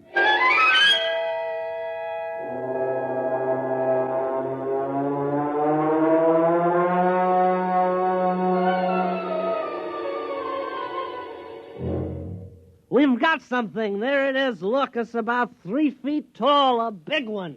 Uh-huh. A small green head and a forked tail. Oh, look at him, waving something on top of his head. Well, the rest were quiet. Maybe this one's dangerous. Huh? We'll handle it with nuts. Nuts? Well, nets. Oh, nuts. All right. And then we'll have to get in touch with the museum. Thurston, take a telegram. All righty. Museum of Natural History. Dear Sir. or madam, have discovered at least 4 animals which I suspect to be new species. Stop. Have you room for suitable exhibit? Stop. Signed, your friend Ed. Wasn't that signature pretty informal? You're right. Make it, your good friend Ed. We better go back and build a cage for this latest one. It looks awfully exciting. I think we'll make this one strong. Oh, this last specimen is the cream of our collection. Look at it. Its head is turning pink. It looks mad, doesn't it? Well, you'd be mad, too, if you were trapped by osmotic suction.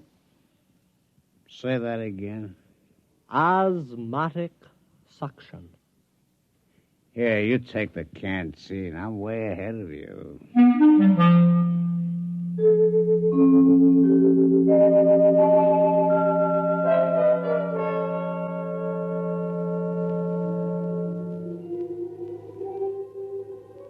What, Samish? The rest of the story? Well, it's obvious enough. After 3 animals had passed through the transmitter, I knew I was ready. Now was the time to tell my wife.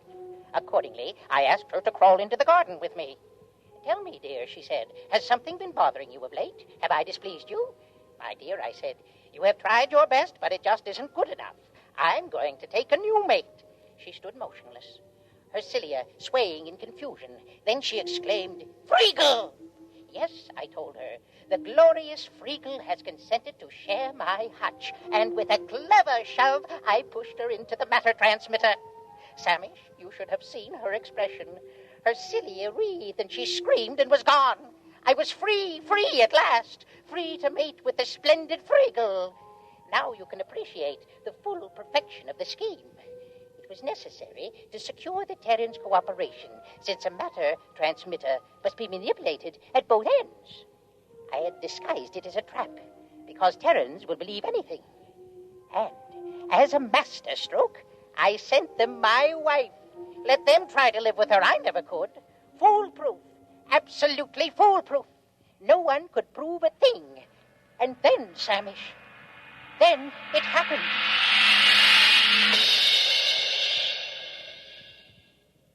Did you get the cage finished? Yeah, our 4th animal is snug as a bug in a...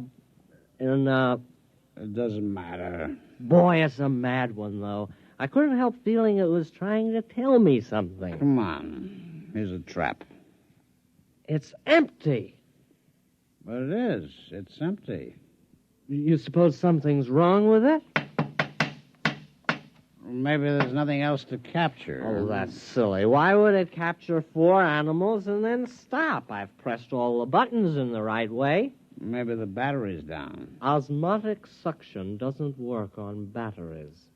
How do you know? Did you ever hear of osmotic suction working on batteries? No. You see? There you are. Well, you got something there.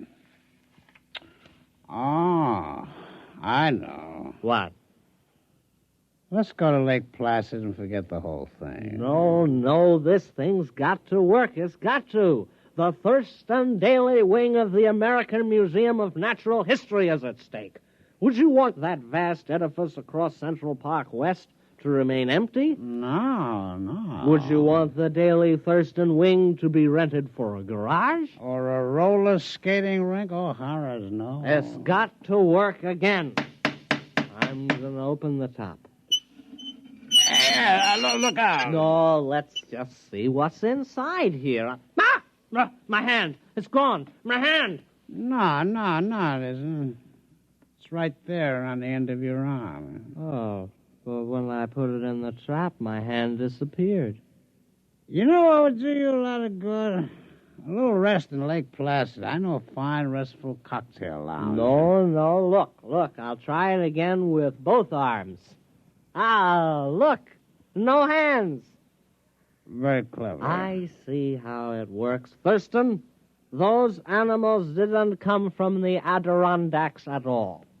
You mean they're imposters? They came from wherever my hand is. Where's your hand? I don't know.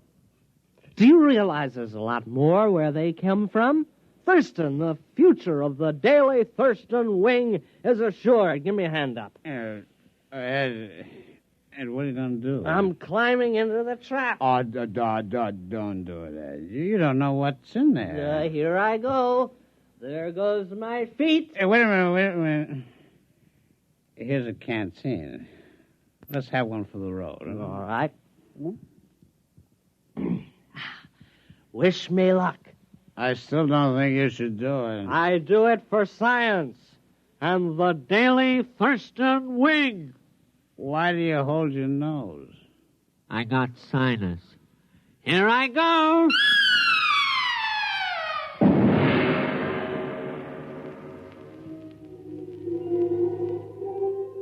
Samish, if you don't come immediately, it'll be too late. I must stop beaming you. The enormous Terran has completely ransacked my little planetoid. He has shoved everything, living or dead, through the transmitter. My home is in ruins, and now he's tearing down my hutch. Samish, this monster means to capture me as a specimen. There's no time to lose. Samish, what can be keeping you? You, my oldest friend, you who... What's that? Samish, what are you saying? You can't mean it. No, not you and Friegel. Reconsider, my old friend. Remember our friendship. Remember...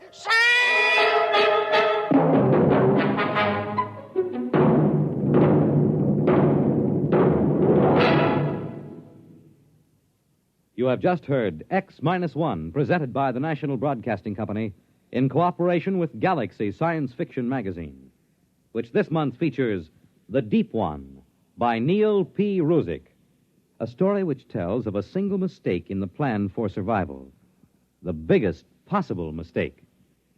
Galaxy Magazine on your newsstand today.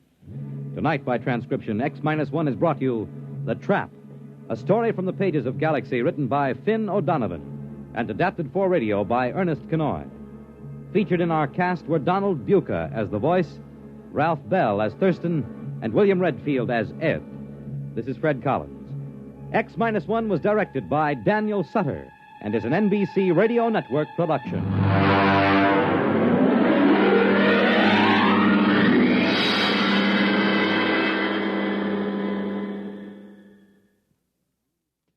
The world on a new hotline. Listen for news on the hour in the exciting hotline service all day, every day on most of these stations.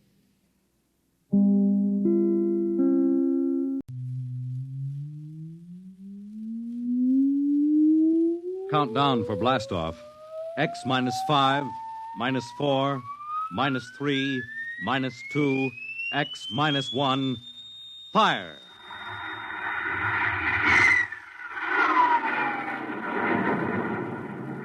From the far horizons of the unknown come transcribed tales of new dimensions in time and space. These are stories of the future, adventures in which you'll live in 1,000,000 could-be years on 1,000 would-be worlds. The National Broadcasting Company presents X -1.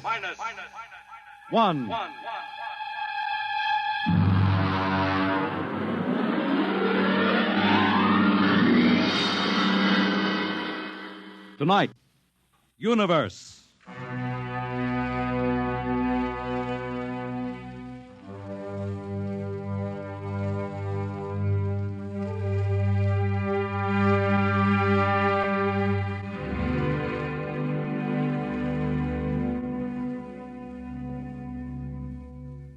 We are just beginning to discover how boundless our universe really is. And yet, as man reaches out to the stars, out toward infinity, ironically enough, he may be building himself a new kind of prison. What would it be like to live all your life in a world no larger, say, than a single gigantic rocket ship bound on an endless mercy?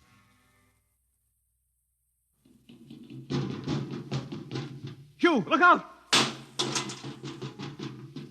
You all right? Yes, just missed me. What was it? A mutant with a slingshot, I think. Must have dashed down that passageway. Want to go after it? Oh, we'd never catch it, Alan. It's probably 12 decks above us by now. I didn't think they ever came down this far. Trolls usually get them before they reach this level. They get more daring with each generation. This one looked like a female. Male or female, it might have killed us. I told you this trip was pure foolishness, climbing 24 deck levels to hear a crazy old man rave. All right, Alan, we're almost there now. Let me see, compartment X, 15, level 24. This is the place. This area smells as if it hadn't been visited by a sanitation crew for generations. This part of the ship is almost deserted. Yes? Is this the compartment of John the Witness? Who are you? My name is Hugh Hoyland, cadet from Scientist Barracks. This is my friend Alan Mahoney. What do you want of John the Witness? Well, only to talk. Are you a believer in Jordan? Naturally. I have heard that there are those among the younger scientists who doubt the word of Jordan. To doubt is death. We're not heretics. Ah, enter.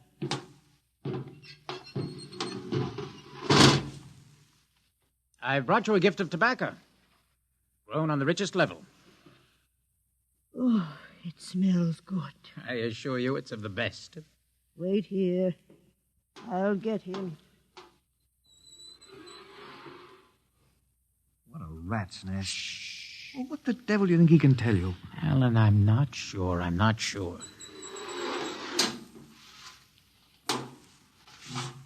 Well? Are you John the Witness? I am. Good evening to you. I'm Hugh Hoyland. This is my friend Alan Mahoney. What brings a gentleman of the scientist class to my humble compartment? I've heard that you and your parents before you have been keepers of the legend of the ship. Since Jordan gave the word. I'm anxious to hear the word as Jordan spoke it. Why? Because our young scientists, well, among them there have been some who talk against the word. There are regulations against such heresy. Still, some of them say the ship has no purpose. They say that we are here accidentally, that we have no more grace in Jordan's eyes than the most deformed mutant who dwells in the highest level of the ship. What shall I say to you? Well, I wish to hear the word from the mouth of one who knows, in order that I may become more convinced. Sit. You have a gift for the witness? The finest tobacco. Good. I will dim the lights.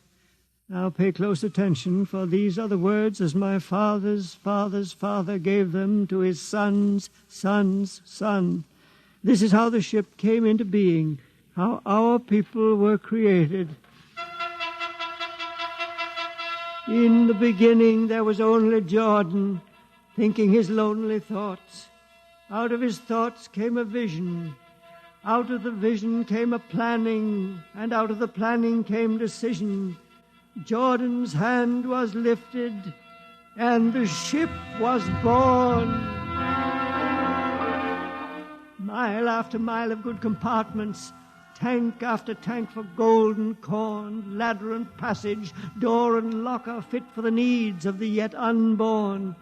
He looked on his work and found it pleasing, meet for a race that was yet to be.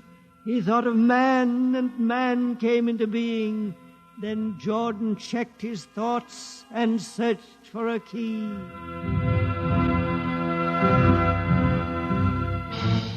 Man untamed would shame his maker.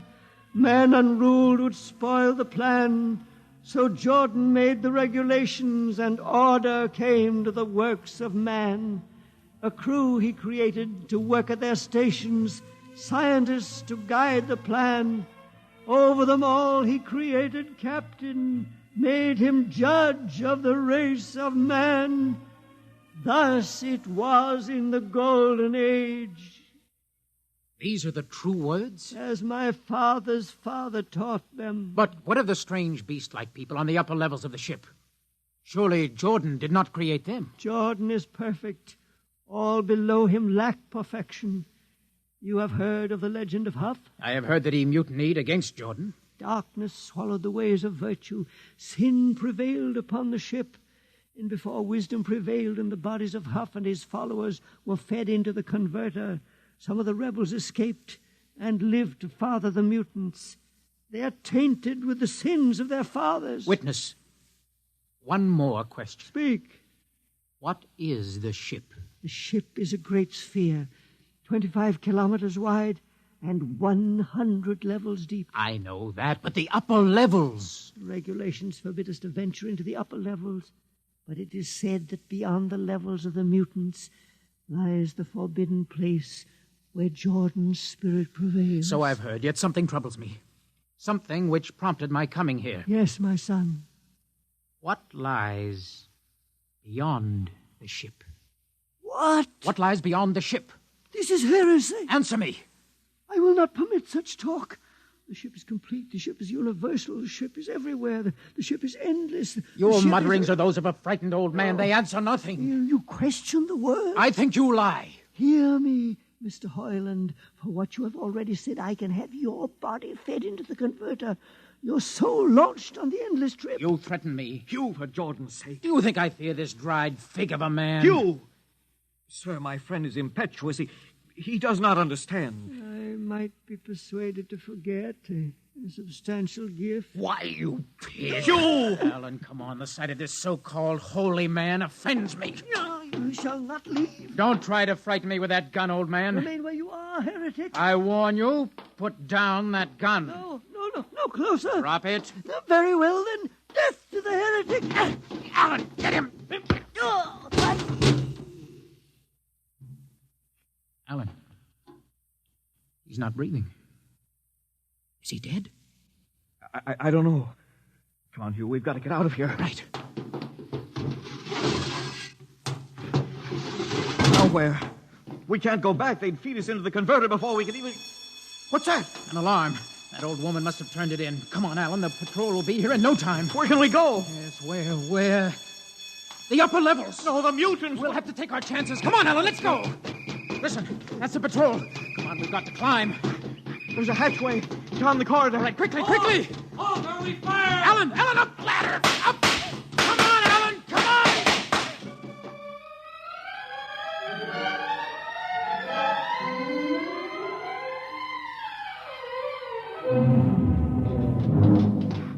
on. Hugh, wait. How far are we from the outside wall? Judging by the slope of the deck, about 2 miles. Alan, let's try this passageway here. If you hadn't asked him that stupid question. Now, there's no use going over that. But why did you do it? I've been thinking about it for a long time. When he began to give me those stupid, pat answers, and I just saw red, I guess. Who are you to question the ways of Jordan? When you asked me to go with you to visit the witness, I thought you wanted spiritual help. I never dreamed. I'm sorry, Alan. I'm sorry. I couldn't foresee this. Wait a minute.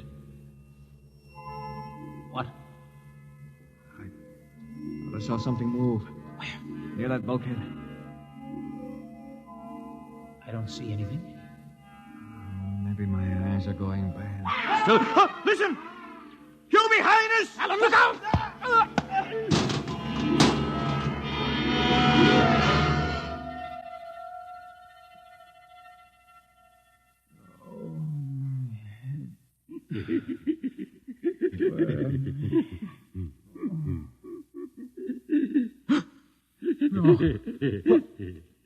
What are you? Put away that knife. Keep away from me, you. Don't kill him. Not yet. Who are you? You must forgive my friend Bobo.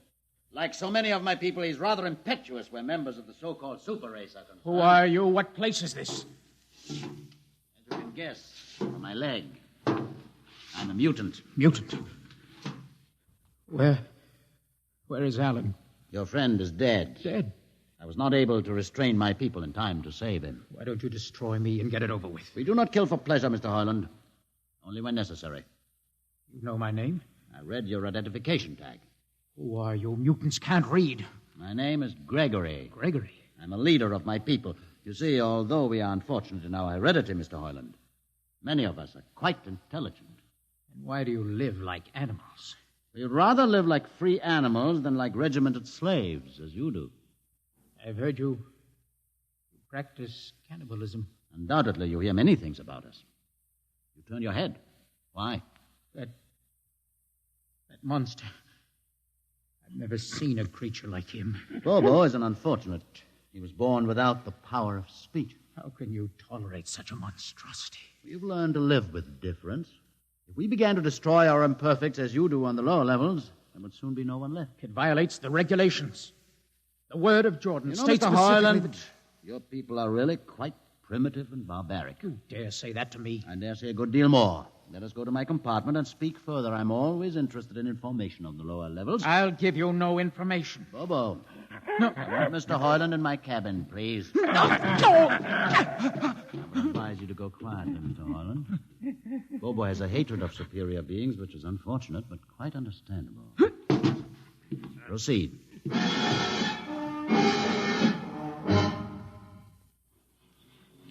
Enter, Mr. Heinlein. This is where you live? Yes. But you have books. Stolen from your libraries, Mr. Heinlein. Compton's Astrophysics, Philosophy of Interstellar Navigation, Celestial Mechanics. You've read these? Most of them. I had no idea that you... Why did you bring me here? What do you intend to do? Do you believe in Jordan, Mr. Heinlein? There is no other belief. And the trip? I suppose you believe in the trip, too. What else is there to believe? When you die, your remains are fed to the converter, and your soul makes the trip. And where does the trip take you? By to Centaurus, of course. Ah. And where or what is Centaurus? Centaurus is... Mind you, I'm just telling you the orthodox answer. Centaurus is where you arrive when you've made the trip. A place where everybody is happy and where there's always good eating. And you believe this? Well, the peasants believe it literally, but many of the younger scientists, like myself, know it is figurative and symbolic. Why do you ask? Did it ever occur to you, Mr. Heinlein, that the trip is exactly what your peasants believe it is? What? And that the ship and all the crew were actually going somewhere, moving? The ship can't go anywhere. It already is everywhere. Imagine a place bigger than the ship, much bigger, with the ship inside it, moving inside it. There can't be any place bigger than the ship. There just wouldn't be any place for it to be. Oh, for half's sake, listen. You know the lowest level? Of course. If you started digging a hole in the lowest level, where would that hole go? It's forbidden to think such thoughts. Where would it go? I can't think about it. Bobo, we're going to take Mr. Heinlein to the place. No. Where are we going? To the top level. But that's certain death. Nonsense. I've been there 1,000 times. How long? No, I won't. I won't. You can't make me. I think we can. No, please. Now, shall we proceed peacefully, or shall I have Bobo persuade you?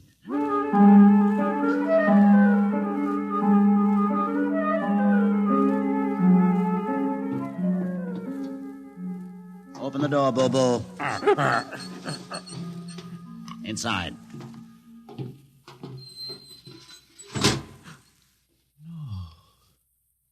What place is this? This, Mr. Heinlein, is the main control room.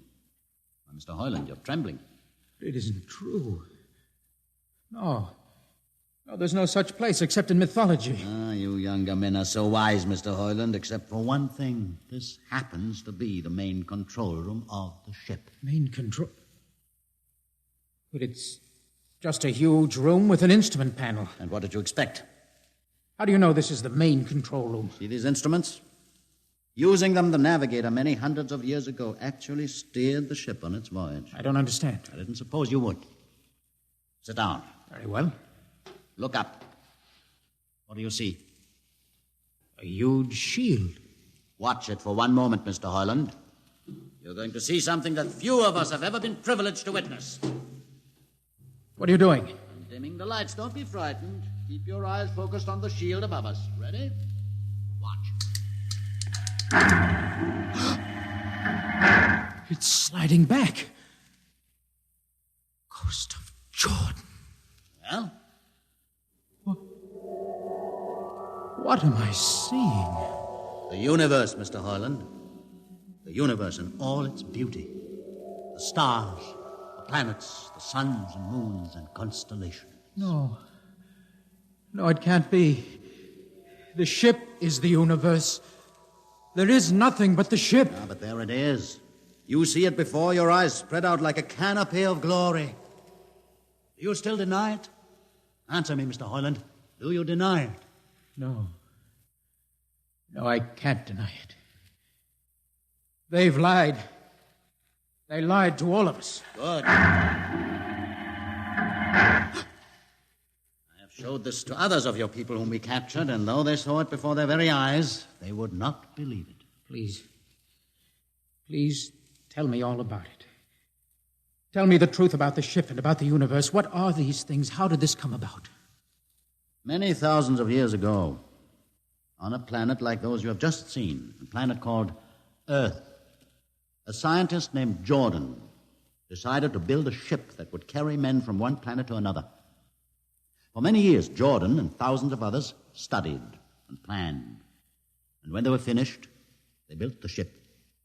A ship so large that it had to be assembled in its own orbit beyond a place called the moon. 60 years it took them to construct. And when it was finished, a whole new science had been conceived.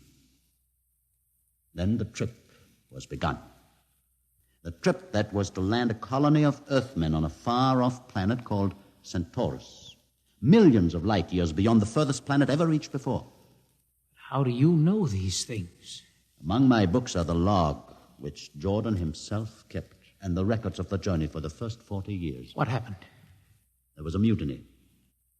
A man named Huth led a rebellion of those who wanted to turn back. In the struggle, the navigators were killed. The crew fell into a state of anarchy. In the years to follow, small groups of men tried to organize the ship for navigation, and each time they failed. Finally, the whole idea was abandoned. And so, for centuries, we have swung in space, unmanned, undirected, living in a lost world of our own making, without purpose, without direction. Why have you told me this? Can't you guess?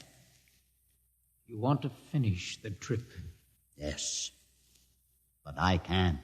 You can't? Look at me, Mr. Hoyland. You see, a mutant, a man with a twisted leg. My people are outcasts, condemned to death if we so much as set foot in the lower levels of the ship. The main drive is in the lower levels where my people are forbidden to go.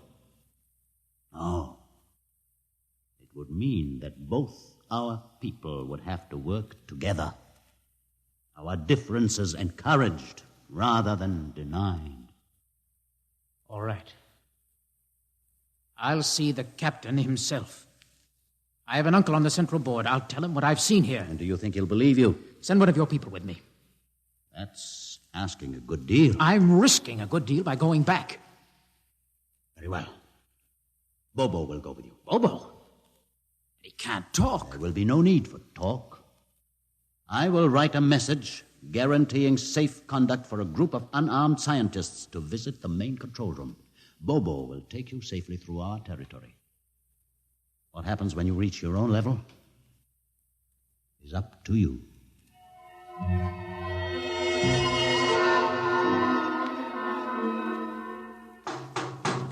One moment.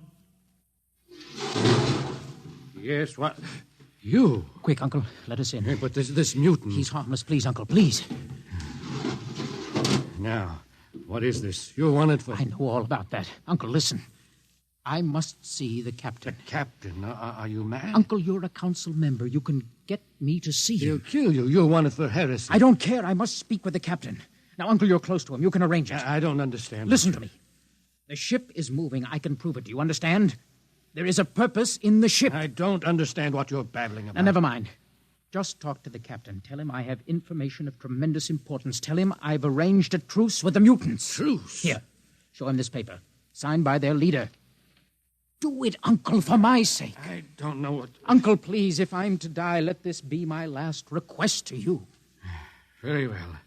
I'll speak to the captain.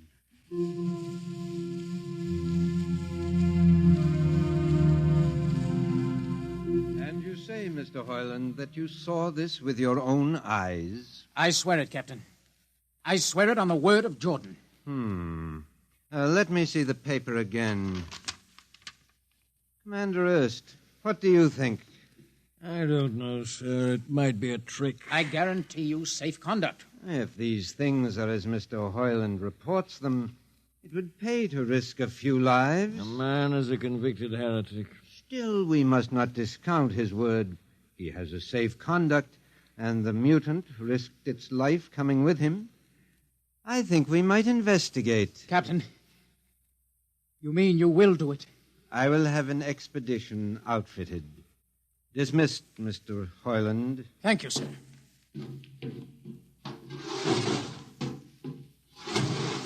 Captain, Commander Erst. Sir. You will make the necessary arrangements for an expedition.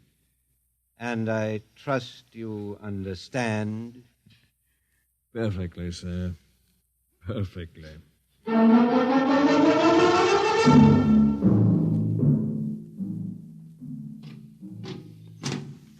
Lieutenant. Mr. Harlan? Well, you better halt your men here. This is the spot. Patrol! Halt! Well, I see no welcoming party of mutants. There'll be none. Their leader will meet you inside the main control room. You don't say. And just where is this main control room? Beyond that door. I see. All right, men. Ready up. Lieutenant, why do you ready arms? In case of ambush. Ambush? Now, wait a minute, Lieutenant. What are those men doing with that ray gun? Just aiming it at the door. Are you mad? No, Mr. Hoyland, but most certainly you are to think that we could be lured up here to be slaughtered with a fantastic story about some mythical control room. Guns ready, sir. Lieutenant, I warn you, these people have acted in good faith. You can't break that faith. Oh, mutant! Come out! For Jordan's sake, Hold Lieutenant. It. A little too quiet for comfort. Mutant! Open the door! Please, Jordan, don't let anything happen. Don't let... All right, it's opening. Ready, men? Someone's coming out. Steady. Gregory, stay back! Fire! You fools! You've killed him! Here come the rest of them. Fire! Fire!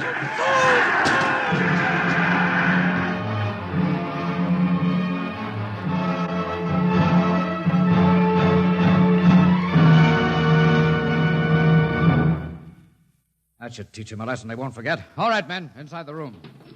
Come along, Harlan. You're under arrest as a conspirator in this ambush. Ambush, you fool. You blind, stupid fool. All right, that'll be enough. You've been inside this place before? Yes.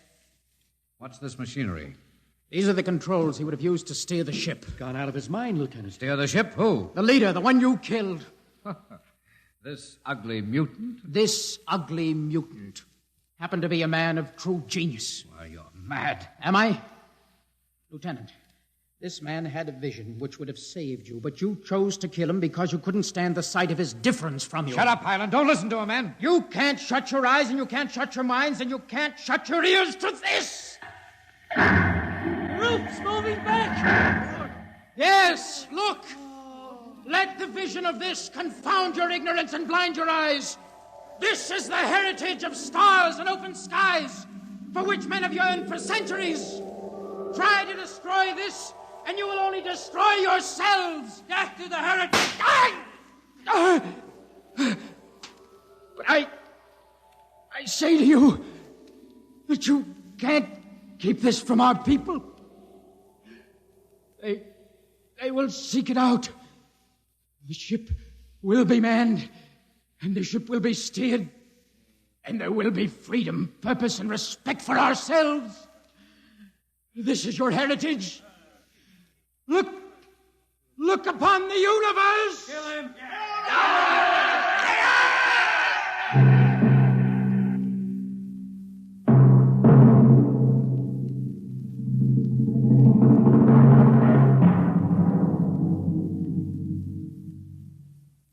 X-1 has just brought you Universe, a story written by Robert Heinlein and adapted for radio by George Lefferts.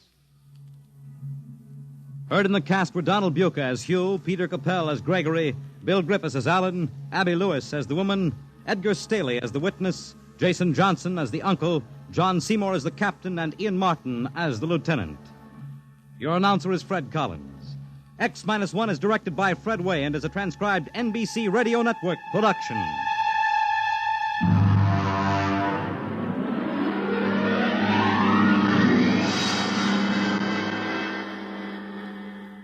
And now, next week, we have a strange story to tell. A sweet, blood-curdling little story that is really only 2 sentences long. The last man on Earth sat alone in a room, and then there was a knock on the door.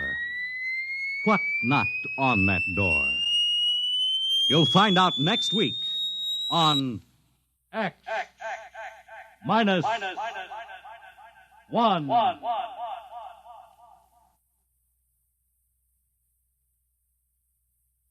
When you buy United States savings bonds, you help to build your own future security. Here's an opportunity to save systematically for long-range personal objectives. So invest in United States savings bonds. Now follow the Abbotts to mystery and adventure over most NBC radio stations. Countdown for blast off. X minus 5, 4, 3, 2, X minus 1, fire.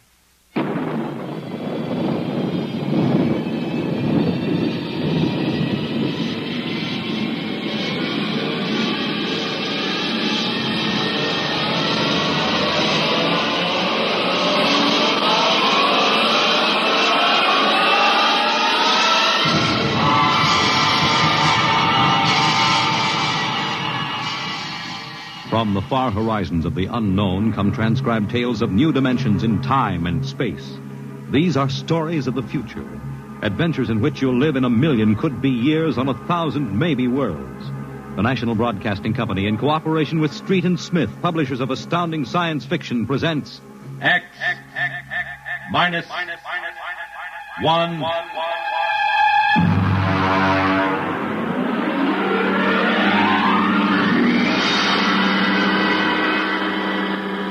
Tonight's story, The Embassy.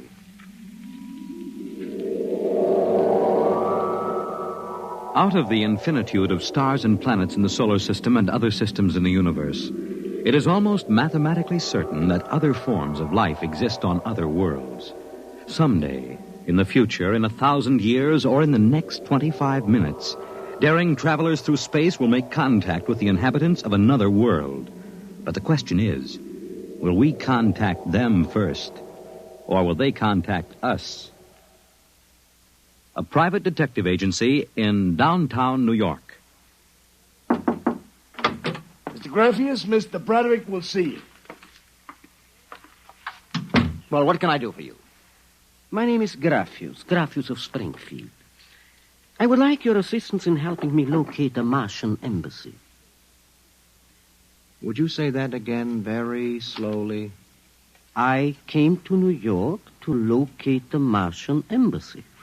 I assume you were joking. On the contrary, I am completely serious. As it happens, I am interested only in Martians at the moment. I see. Okay, shoot. Well, it occurred to me in the course of my studies that we, Earth people, cannot possibly be the only intelligent form of life in the universe. Since Mars is older geologically, and since it is also an atmospheric planet, its evolutionary history could easily be similar to ours. Do you follow me? Well, so far I can't say no. If this is true, then they must have been watching us, observing us for hundreds, possibly thousands of years. They also know we are a militaristic, warlike race. We might conceivably set out to conquer and occupy Mars someday. In which case they would try to get the jump on us. Ah, precisely, Mr. Broderick. Now, if you were planning to attack an unknown nation, what would be your first move, Mr. Broderick? Well, intelligence. Find out what the odds are. Oh, you have a very logical mind, sir. You would send agents to scout the nerve centers of earthly civilization and advancement. Not Kansas City or Equatorial Africa, my dear sir, but here, in New York, the most technically advanced spot on the earth. And you want me to help you prove this theory of yours? Precisely. The expense doesn't interest me. Well, now, this may take a long, long time, Mr. Grappius. After all, nobody has ever seen the marsh. I assure you they will be very ordinary-appearing people. Mm-hmm. Very likely they live together in downtown New York. Most certainly they live in a private house with no servants to pry in their affairs. Oh, some ordinary people who live in a private house in downtown New York. I might just as well look up Martians in the classified section of the phone book. There's one other lead which might help you. What's that? They would be almost certain to subscribe to every conceivable type of newspaper, scientific journal, and foreign language publication. Now, that might be something. Okay, Mr. Grappius, it's a deal. Excellent. I shall contact you tomorrow.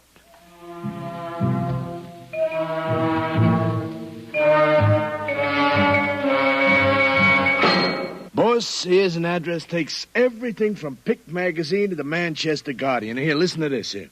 Pick, Look, Scientific America, the Daily News, Daily Worker, the Police Gazette, Journal of Engineering, a Scientific Quarterly, American Psychiatric Journal. Let me see that. Yeah.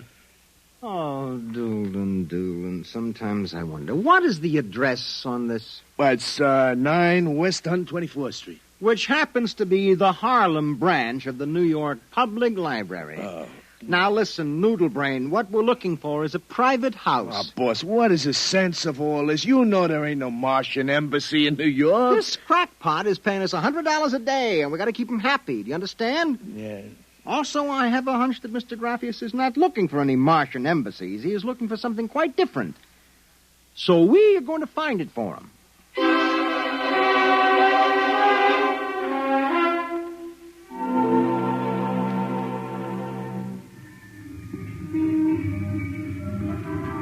Which house is it, Doolin? It's right down there, number 108.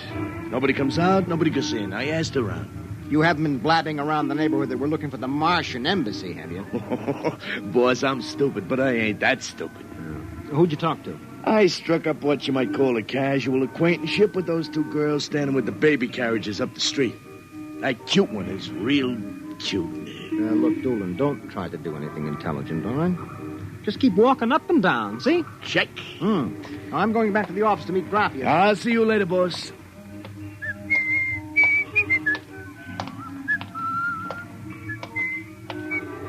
Hiya, beautiful. Hiya, Flatfoot. Name is Dolan, honey. Iron Man Dolan. Your line is getting rusty, Iron Man. So help me, honey. If I'm feeding you a line, may the heavens open up and strike me dead. Hey, what's that? Look out!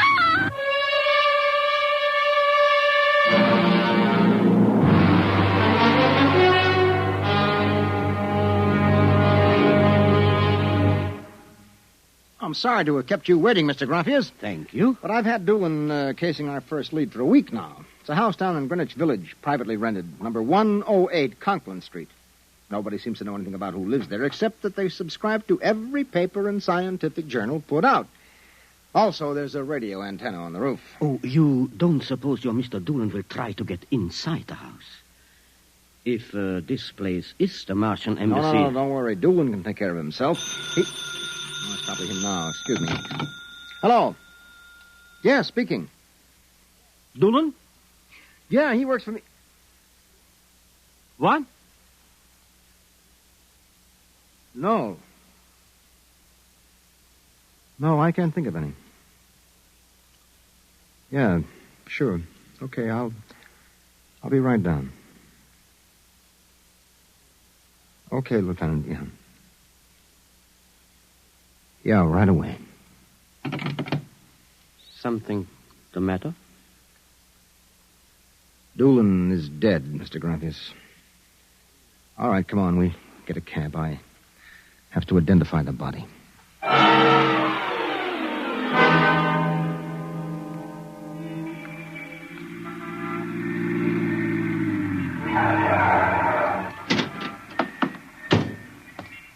Lieutenant, I'm Broderick. Oh, there's your boy, Broderick. Anybody see it? The maid pushing a baby carriage. We can't seem to get any sense out of her. You mind if I talk to her? Hanson, this guy wants to ask the girl a few questions. Please. I told you what I saw. How many times I got to tell you? Look, miss, the dead man was a personal friend of mine. Would you tell me what happened? Helen and I were standing in front of Rackman's candy store up on the corner. We both had the babies out. He said hello and joked a little. Then he... What happened? It's too awful. No, please. Well, first he squashed, and then the stone fell on him. Could you repeat that? They don't believe me, but Helen saw it too. Saw what? First he squashed, and then it fell on him. He was mashed flat before it even hit him. Now, look. That's the story, Broderick. Please, let me alone. Let me go home. I told you what I saw. Now let me alone. Let me alone. Did you learn anything, Mr. Broderick? I don't know. May I ask, what do you intend doing? Well, as soon as the cops clear out and this place quiets down, little Broderick is going to pay a personal call on the Martian embassy. Or whatever number 108 is.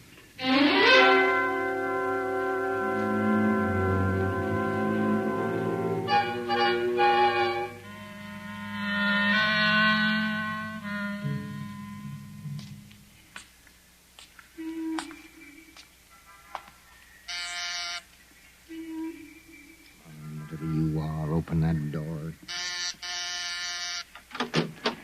Yes? Oh. Well, young man. Oh, excuse me, ma'am. Is the lady of the house at home? I'm the lady of the house. Oh, well, my name is Broderick. I represent the Manhattan Child Adoption Center. We're soliciting funds and clothing for stranded and unadopted children. I Won't wondered you if... come inside? Well, we don't. Usually Oh, we... nonsense. I'm old enough to be your grandmother. Besides, my son Lauren is working at home. Your son? Oh, he's a bibliographer. He writes summaries of articles and books from scientific journals and publications for libraries and universities. Oh, I see. Sit down, Mr. Broderick. Let me pour you a cup of tea. Oh, thank you. You know, I'm not much of a tea drinker, but it seems to have a strange taste. Oh, it's my own recipe. Uh-huh. Well, I think that I'd better be running along but now. You haven't finished your tea, Mr. Broderick. No, really. I feel a little funny. I'll call Lauren. No. It's all right, I'm leaving. I just feel kind of dizzy. Well, I'm sure Lauren would like to hear about the adoption center. I'll call him. No, don't No, bother. but I must. Besides, you aren't well. Tea. Lauren! I've got to get out. Lauren! Lauren, hurry! Look out. You get out of my way. No. You must stay. Yes, Mother. You drugged my tea. You let go of my arm. Lauren! Let go. No! Oh! I've got to get out the front door. Open.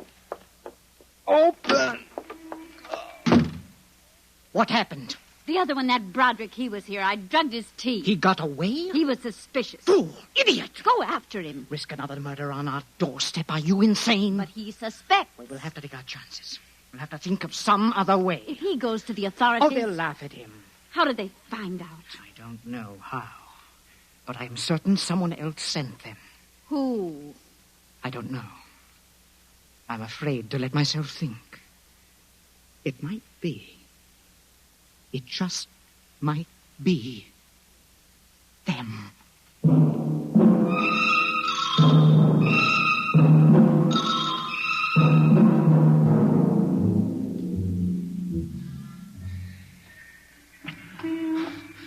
I've got to get help. Oh.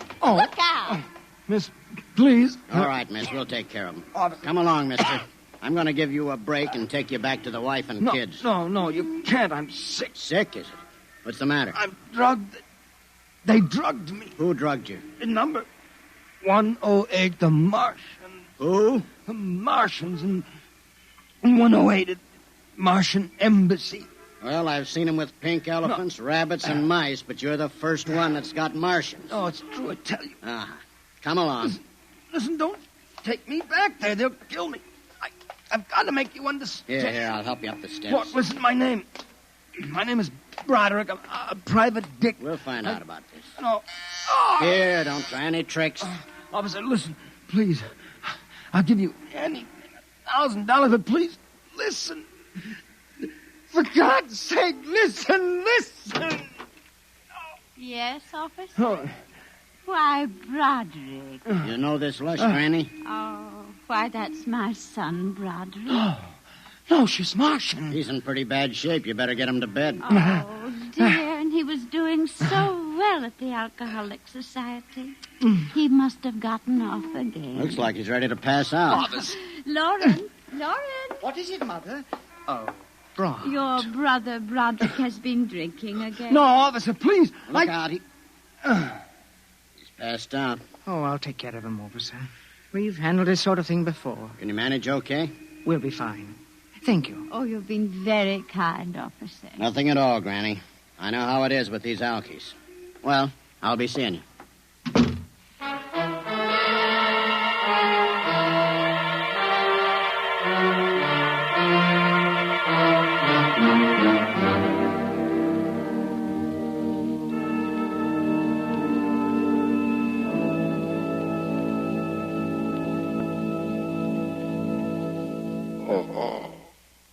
Martian embassy. Martian. Oh, my head. Our Mr. Broderick is regaining consciousness, Mother. What happened? I can't get up. Oh. Do not struggle, Mr. Broderick. It will be impossible for you to rise from that chair. The pressure from this ray will keep you there. Ray? You've already guessed, Mr. Broderick. You mean this really is the Martian embassy? Yes. Yes, you have the honor to be the first prisoner of the Imperial Government of Mars. First prisoner? Yes. After the invasion, of course, you will all be our prisoners. What sort of nonsense is this? No nonsense, Mr. Broderick. As your people will soon find out. Our preparations for invasion are nearly completed now. As soon as we give the signal, our armed forces will launch a surprise attack. And then the Earth will be ours. Crazy. Or not half as mad as you, Mr. Broderick, to come muddling so foolishly into our affairs. It was a mistake, Mr. Broderick. A fatal mistake. So Doolan's death was no accident, then, huh? Oh, assuredly not. We found it necessary to use a pressure ray on your friend. The block of concrete was an afterthought. We thought it might help to divert suspicion. All right. So what happens now? If you cooperate, you can look forward to a quick, painless death. Like your friend, Mr. Doolan. If not? Well, this pressure ray has many delicate adjustments. It can move a pin, or it can crush a boulder. Let me demonstrate. Oh! You see, Mr. Broderick, as if an invisible vice were crushing you. What do you want? The name of your client. We are interested in knowing who is so anxious to locate the Martian embassy. The names of my clients are confidential. Well? All right, all right. Turn it off, Mother. Mr. Broderick has seen the wisdom of speech. Oh.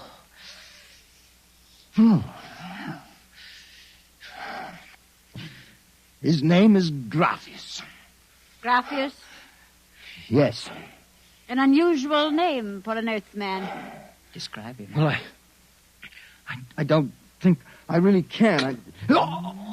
Describe him. Oh.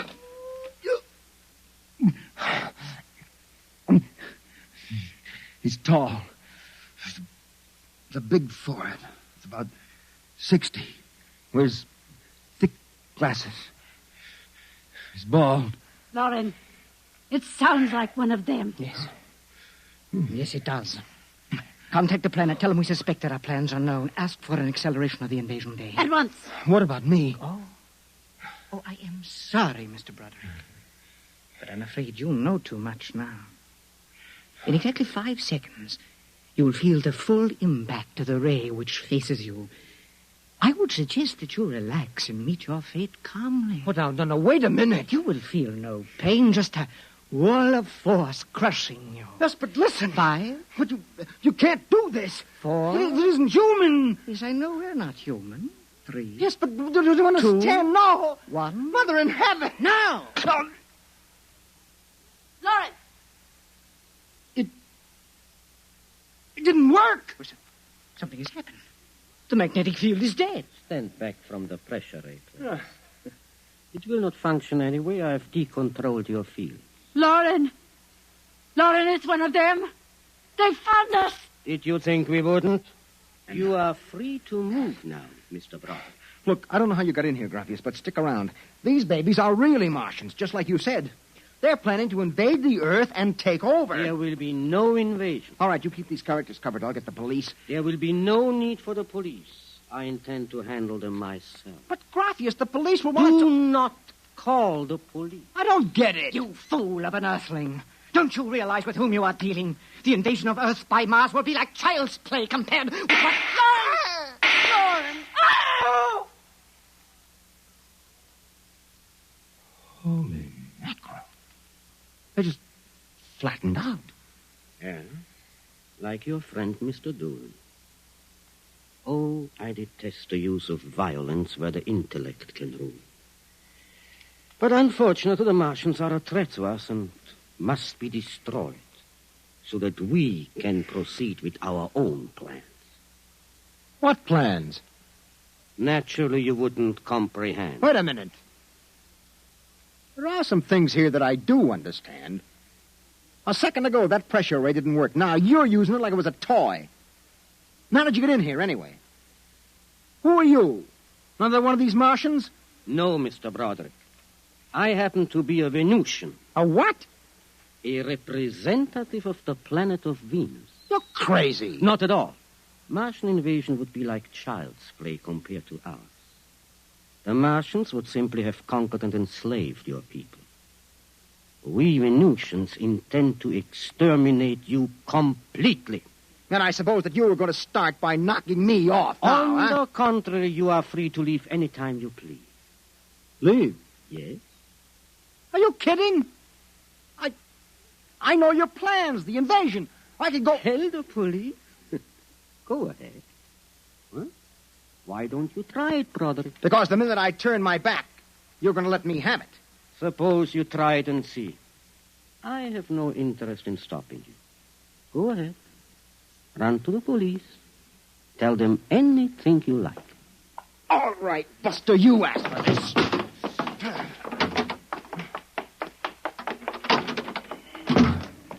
I'm alive. You let me go. Here. Where do you think you're running to? Officer, listen to me. Oh, it's you again. The one with the Martians. Listen, that story is true. You've got to believe me. You've absolutely got to believe me. They're inside that house, inside number 108. He killed them. Who killed him? Graphius, the leader of the Venusian invasion. Venusian invasion. Look, they're going to take over the Earth. Listen to me. Go in that house. Martians, now Venusians. Okay, brother, I've heard enough. Your Betty is a bedbug. Come along. Please, where are you taking me? Bellevue Psychiatric Ward, my friend. Come on. No, but you... Come along. You don't understand. Why are you such a fool? Let go of me. There's going to be an invasion. The Venusians are going to invade us. Why don't you listen to me? Why don't you listen?